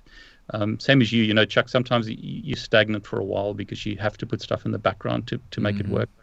I'm really hoping this year I'll be able to do that. Sorry, go on. What people don't get is like a tremendous amount of work we do for the video is just the production part. The behind the scenes where we have to actually learn the skill, that takes an extraordinary amount of time. Like it's learning it and then also making a fun, recordable, engaging idea out of it as well. Yeah, and learning enough about it to be confident to teach it. That's a whole different ball game. Well, I'm curious, David. Can we expect more ethical hacking content from you? Yeah, a lot more. Yeah, I want to. All right. The metrics just prove it, Chuck. The metrics. I mean, I'm hoping you do the same. I want to focus very heavily on ethical hacking this year, but also expand. And I think I did some videos showing how to use Python to hack BGP or OSPF is still in the works, but like EIGRP, use not just like tools, but also teach coding at the same time as doing hacking.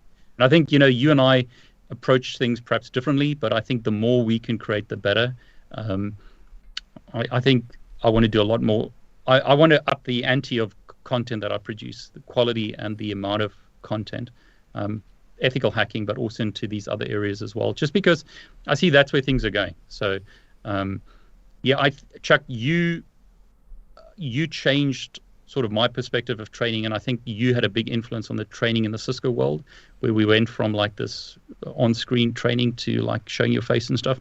And I mean, why not? Let's do that in ethical hacking and do this in other fields as well, where we just improve the quality. I think one of the problems is there's a lot of, and I don't say ethical hacking per se, but I see this in a lot of niches where people have gatekeepers. And I think the best is if you just broaden it and make it available to as many people as you can. Like CCNA, Jeremy's IT Labs has done a whole CCNA course for free on YouTube. Incredible. What an amazing project he's completed. Like it's amazing. He stuck with it, and it's free, and it's amazing. So I mean, like, why go and pay all this money for a CCNA course if you can just get one for free? I mean, Jeremy's done a great job with that. You've done a bunch of CCNA content. I have CCNA content. There's lots of other people out there as well. And I mean, why not do the same in other niches as well? Just make education free, or as broad as possible. Yeah, because at the end of the day, I mean, you and I, we're successful because we Not just because we decided to make videos, because we do have innate talent in what we do. Like, you are really good at teaching. I'm good at teaching. And I think we have something to offer to these other disciplines, these other areas of technology. And sure, we've gotten some pushback on things, but you know what? It doesn't matter. The audience speaks for itself. Like, if people watch us, then I think they're wrong. You know? Yeah, my attitude is more voices are good. So, like, I always look at this, like, Cameron, you are younger than me. You have a different perspective to me. If you created content, you would put your spin on it or your view on it, which would be perhaps for a different audience to me. I think everyone has an opportunity. I don't care what you look like. It doesn't matter what you sound like. Everyone has an opportunity to bring their voice, if you like, to the party. And I think more voices are better. Chuck, you and I, again, very different, but we approach things differently, and it works for certain people and doesn't work for others. So, I mean, if you're a new person in this field, you have something to contribute. This is the analogy I always like to use. I remember when I got my first iPad, my daughter was maybe 2 years old, and she taught me something on the iPad. I didn't know a certain swipe did something. I didn't know. iPads were very new, and kids just do things. Chuck, you've got kids. They just do things. And I looked at her and said, "How did you do that?" And then I realized what she did. So, I mean, it doesn't matter how old you are or how much experience you've got. You can teach someone something just from your viewpoint. And it's just, I think what I want to do, Chuck, I see it with you the same as well. I want to get my daughters involved because I want the same thing. You're so funny. Right? Work on the same wavelength always. It's like I get called grandpa on YouTube, which is hilarious because I'm not that old, but I'm working on becoming a grandpa one day, but hopefully not soon. But amen to that. My daughter just turned 11 today, and I'm like, oh my gosh, I'm nearly a grandpa. Like, it could be, hopefully not soon, but it's on the horizon though. I can see it. It's exactly. Weird. So I mean, I want them to be an example of young girls can do it as well. So I want to get them involved, and one day I'll retire. I mean, it's hilarious to talk this way, but the best way to plan is to plan 20 years in advance. Plan for the future. And I mean, one day they might take over the YouTube channel, or one day this old man will disappear and they'll have their own YouTube success or whatever. And I'd love them to have that. So yeah, I want to get them more involved. I want to scale the content and broaden the content, and I think they'll bring a different dynamic. My daughter's been on the videos, your daughters have been on the videos. It brings a different dynamic to the video. It makes it more fun, makes it more interesting, and it broadens the audience as well. Yeah, I mean, like, it's so funny. We have the exact same goals. I mean, my goal for my daughters is that they never have to look outside of what I'm doing to find a job. They will work for me forever, and adding to your point, like, they're going to teach us stuff. Like, I'm already, like, just yesterday, my second oldest daughter, Addie, she's 8 years old. We're sitting here trying to think of video ideas. We're always thinking of new ideas. And Cameron's like, hey, come here, Addie, can you help us? She listed off like 10 amazing ideas. Yeah, great ideas from like a child's perspective, because we're like, if we want to broaden content, we got to broaden it to everybody. So why not bring in a kid and be like, hey, what would you want us to do that you would watch? And that's amazing, gold mine of ideas. Yeah, gold ticket ideas. We just said the exact same thing. Yeah, it gave us a gold mine of ideas from a different perspective that, of course, we can't look from that perspective. Like, we can look at a perspective of being a kid, but being a kid now is way different than whenever we were kids. Exactly. So with this whole YouTube age and all the entertainment, we have to figure out what they are wanting to watch now. And that's the thing. I mean, Chuck, you've probably noticed it. I've seen it with my audience. They've got younger and younger as time goes on. And I mean, it's not to say that, and this is, I mean, I don't want to lose the older audience. And this is why I want to create the second channel where I can talk to people who are more into their career and cater to them as well, because I don't want to lose that audience.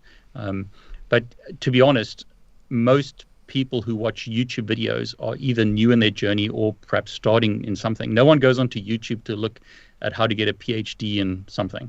That's right. Like, if people watch my videos and they'll comment, "Oh, I already knew this. This is so beginner level." Then right. My response is, "Well, then it's not for you." Exactly.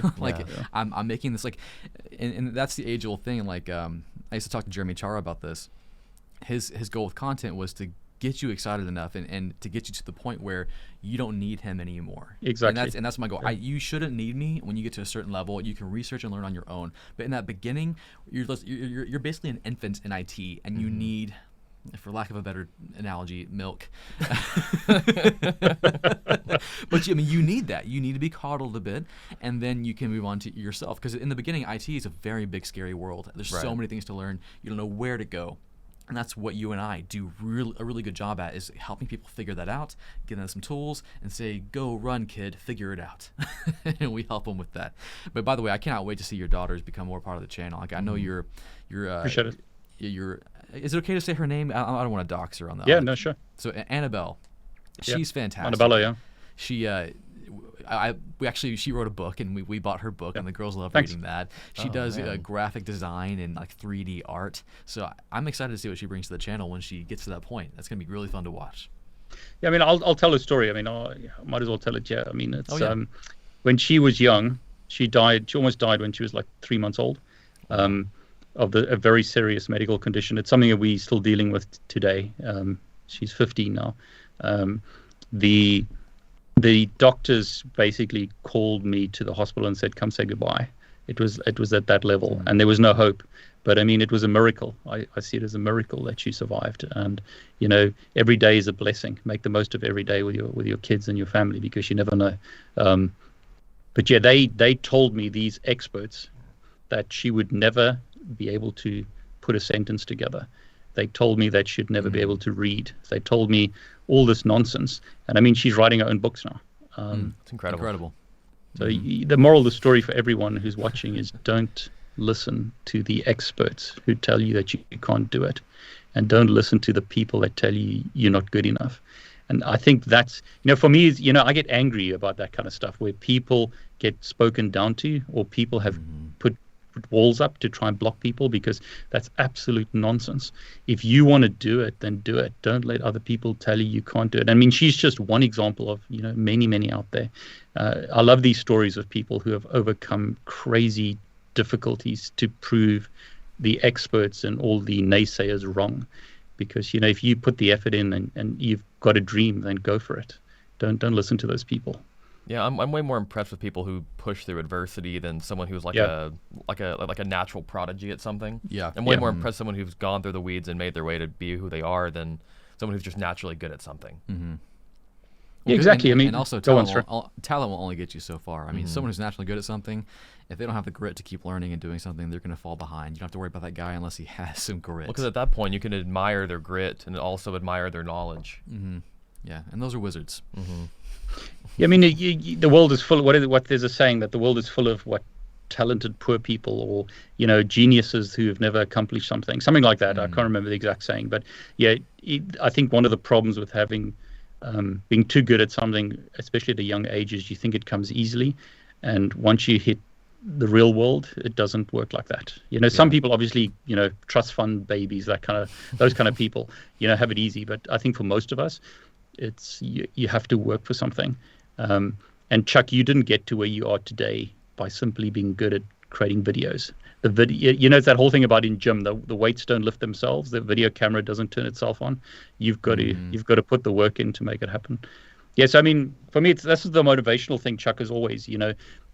Don't listen to people who tell you can't do it. And my daughter's a fine example of that. And for her, the only reason she hasn't got more books published is because I haven't got to it. You need to hire somebody else. You're the bottleneck. That's exactly right. That's exactly right. And I mean, my youngest daughter's the same.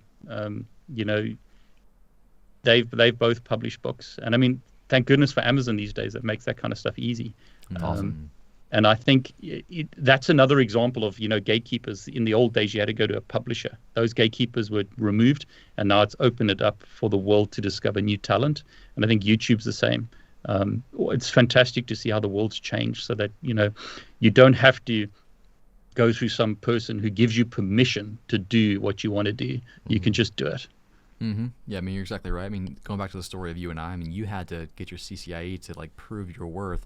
I just made a few YouTube videos, and that's I not made true. my own path. I need a whole bunch of YouTube videos. Well, I mean, yeah. So, but I didn't have to go through. I didn't go through the gate. I went through the yard on the side. I just made my own way. Hop the fence. I hopped the fence.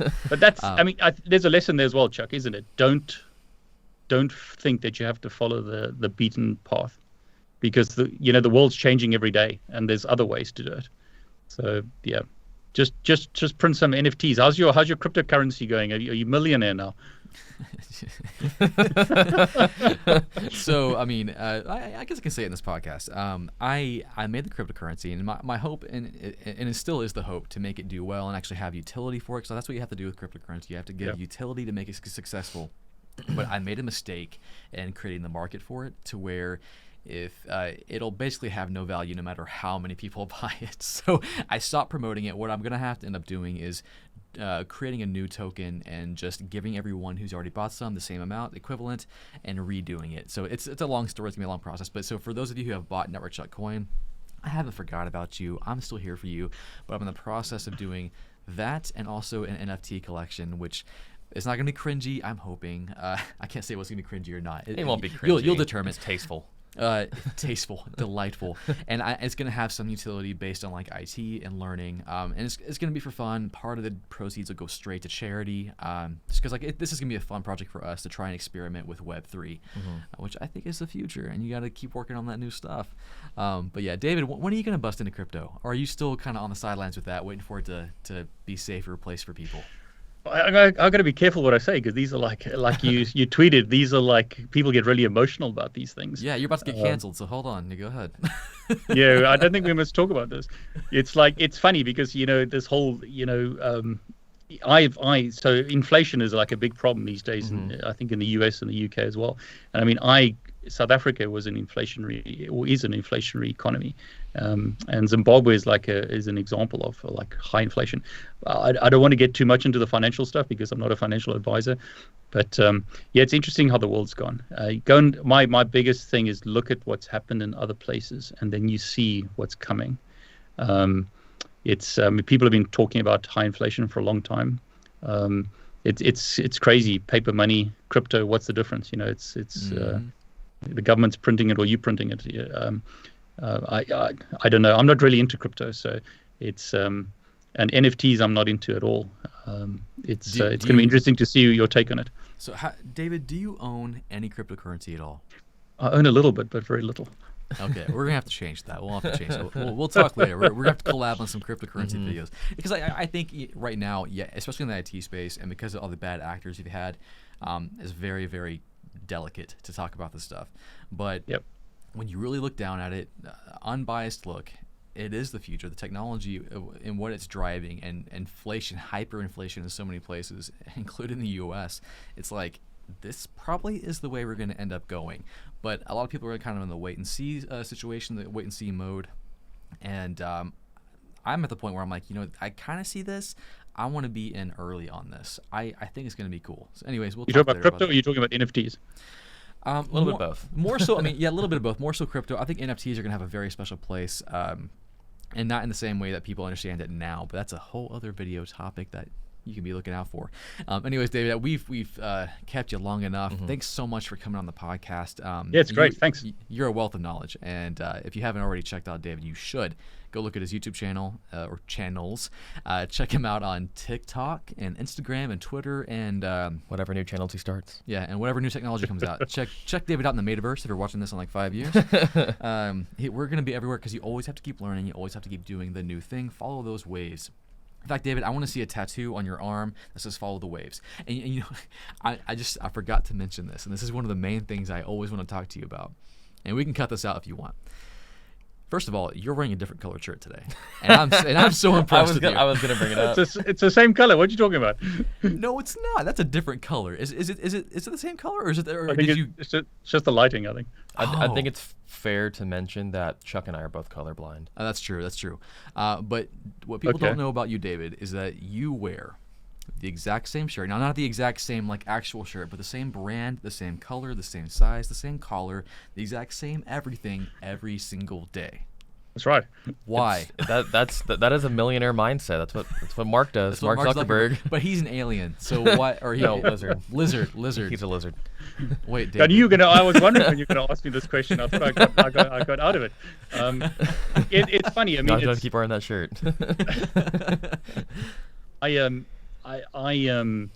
I think originally I just thought less is more.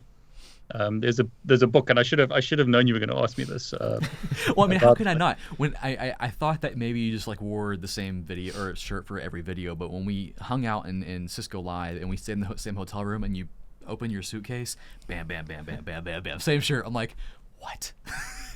This is real? No, I really admire it. I may switch to this single outfit model. No, for real. It sounds like get us just one network Chuck outfit. I'll wear it every day. Yeah.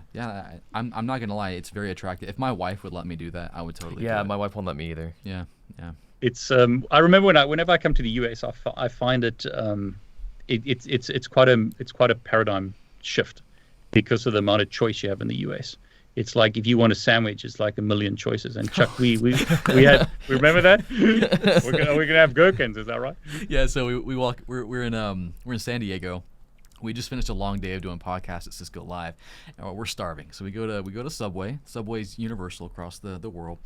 We come up to the pickles, and David's like, "I want some gherkins," and they're like, "I'm sorry, what?" He's like, "Gherkins," and I'm dying. It's like I don't know what he's talking about, but the fact that he said a word I know it does not translate. And you're not gonna help me either. Oh, I did not help at all, and that made my week. That was so funny. So if you're watching in the U.S. or any other country that's not the U.K., a gherkin's a pickle, and I didn't know that, but I was just dying. That was the best moment ever. You see, it's funny because I mean, like, just coming back to English, I grew up in South Africa, and the English in South Africa is not the same as the English in the UK, which is not the same as the English in the US, and when you create YouTube videos, people like to comment on the words that you use and the way that you pronounce them. It's hilarious. It's like people complain about the way that I pronounce certain words, and then I always think, you let it slide, but you always think, you need to get out more. You need to realize there's a world that's different to where you are, and people speak differently. A lot of us speak English, but we all speak with different accents. Yeah, router and router and Cali exactly versus Cali. But I mean, even I was gonna say, like we still say some things completely different. Like, how do you say Kuber what? Kubernetes. I say Kubernetes. And like Kubernetes is what you say. Ubuntu and then Ubuntu. Yeah. You say Ubuntu, which Ubuntu. is wrong. Which is wrong. Which is wrong. It's Ubuntu. But just things like that, like we grew up the exact same, but we still say some words differently. Mm-hmm. It's a zebra, Chuck. It's a zebra. It's a zebra. Yes, that still kills me. Zed. A zebra? It's a zebra, and it's a quagga. Oh, please. I was telling Cameron, I'm like, so Cameron did not know that you were South African, and he also did not know that South Africans have their own language called Afrikaans. Yeah, I had no idea. So I know it's hard to just ask someone to say something, so I want you to say, "My name is David Bombal, and I make videos on YouTube in Afrikaans, please." My naam is David Bombal, and ek maak YouTube videos in Afrikaans. That is interesting. Say something really intense. Like, get mad at me. I don't know. You need to learn this right now. Afrikaans isn't that good, especially when you put me on the spot, because it's funny. I can. How do you say? I was thinking of Afrikaans word. I can iemand flous vir omtrent 30 sekondes of 'n minuut dat hulle dink ek Afrikaans kan praat, maar baie vinnig is my accent baie sleg. And what I'm just saying is like it's weird. It's just like it sounds like you're speaking English, but I'm just not hearing you right. No, but he brings in all these different tones and the R's and like everything. Like, you don't expect that from a English type language, and it's like, what just happened? Yeah, it's very interesting. Like in America, you talk about a quagga. I think that's the word they use. Like a quagga is like a routing protocol that is open source, but that actually comes from an animal that was like a zebra/horse that existed only in South Africa, and it's actually called a quagga. So that's how you pronounce it. But in Afrikaans, I mean, Chuck, you and I have been around around, spoken about this many times. And Afrikaans is very, and I must say, Afrikaans is just one of the languages in South Africa. South Africa is like, I think it's 11 official languages. Wow. So I mean, like, Dumela is hello in one of the local languages. And that's Afrikaans would be hello. It's the same thing. But yeah, Cameron, it's funny when some Americans think I speak with a British accent. Most British people will say no, David has a really strong South African accent. Now that I know, I can kind of hear it, but it's still like, if of course to most people they probably just think it's a UK accent. But yeah, I can definitely tell the South African. That you've noticed. Yeah. Now that I've noticed. Yeah, my mom was British, so she's British, but she's lived in South Africa most of her life now, and I've lived in the UK for a while. So I mean, you tend to tone it down. So the different South African accents have, like, some of them are a lot stronger, if you like, than others. So Trevor Noah, South African. Oh yeah, I can see it there. Yeah, that's a fun little tidbit about David. So David wears the same shirt every day, and he speaks Afrikaans, which is just two Badly. cool things that. No, well, I mean, how are we gonna know? You could have told us you were an expert, and we would have believed you. Of course, the audience who's South African would have, said something. Anyways, David, any parting words for the audience? Any words of wisdom besides the million words of wisdom you give every week? I think the thing you must remember is that, especially if you're starting out, I've said this many times, is that it's a long road. Hopefully, you're not going to be an IT just for 6 months or a year, and it's okay to change. It's okay to make mistakes, and you don't let anyone tell you that you can't do it. I think, Chuck, we've had a lot of flack, as we've grown, and the thing to remember is to ignore people who tell you that you can't do it. Ignore the people who tell you that you're not good enough. Go and reach your dreams, is what I always like to say. The world's changed. It's what wasn't possible years ago is possible now. So go for it. Awesome. Excellent advice. Well, David, thanks again for coming on. Thanks, Chuck. We already did Thanks, our Cameron. outro, kind of. So yeah, Yeah. we will have you on again for sure, because this was an amazing podcast. Very If you good. liked it, guys, make sure you like this video. You gotta hack YouTube today. The algorithm, of course. Like the video, comment, subscribe, notification bell. Pretty much it. That's it. We'll catch you guys next time. See you later.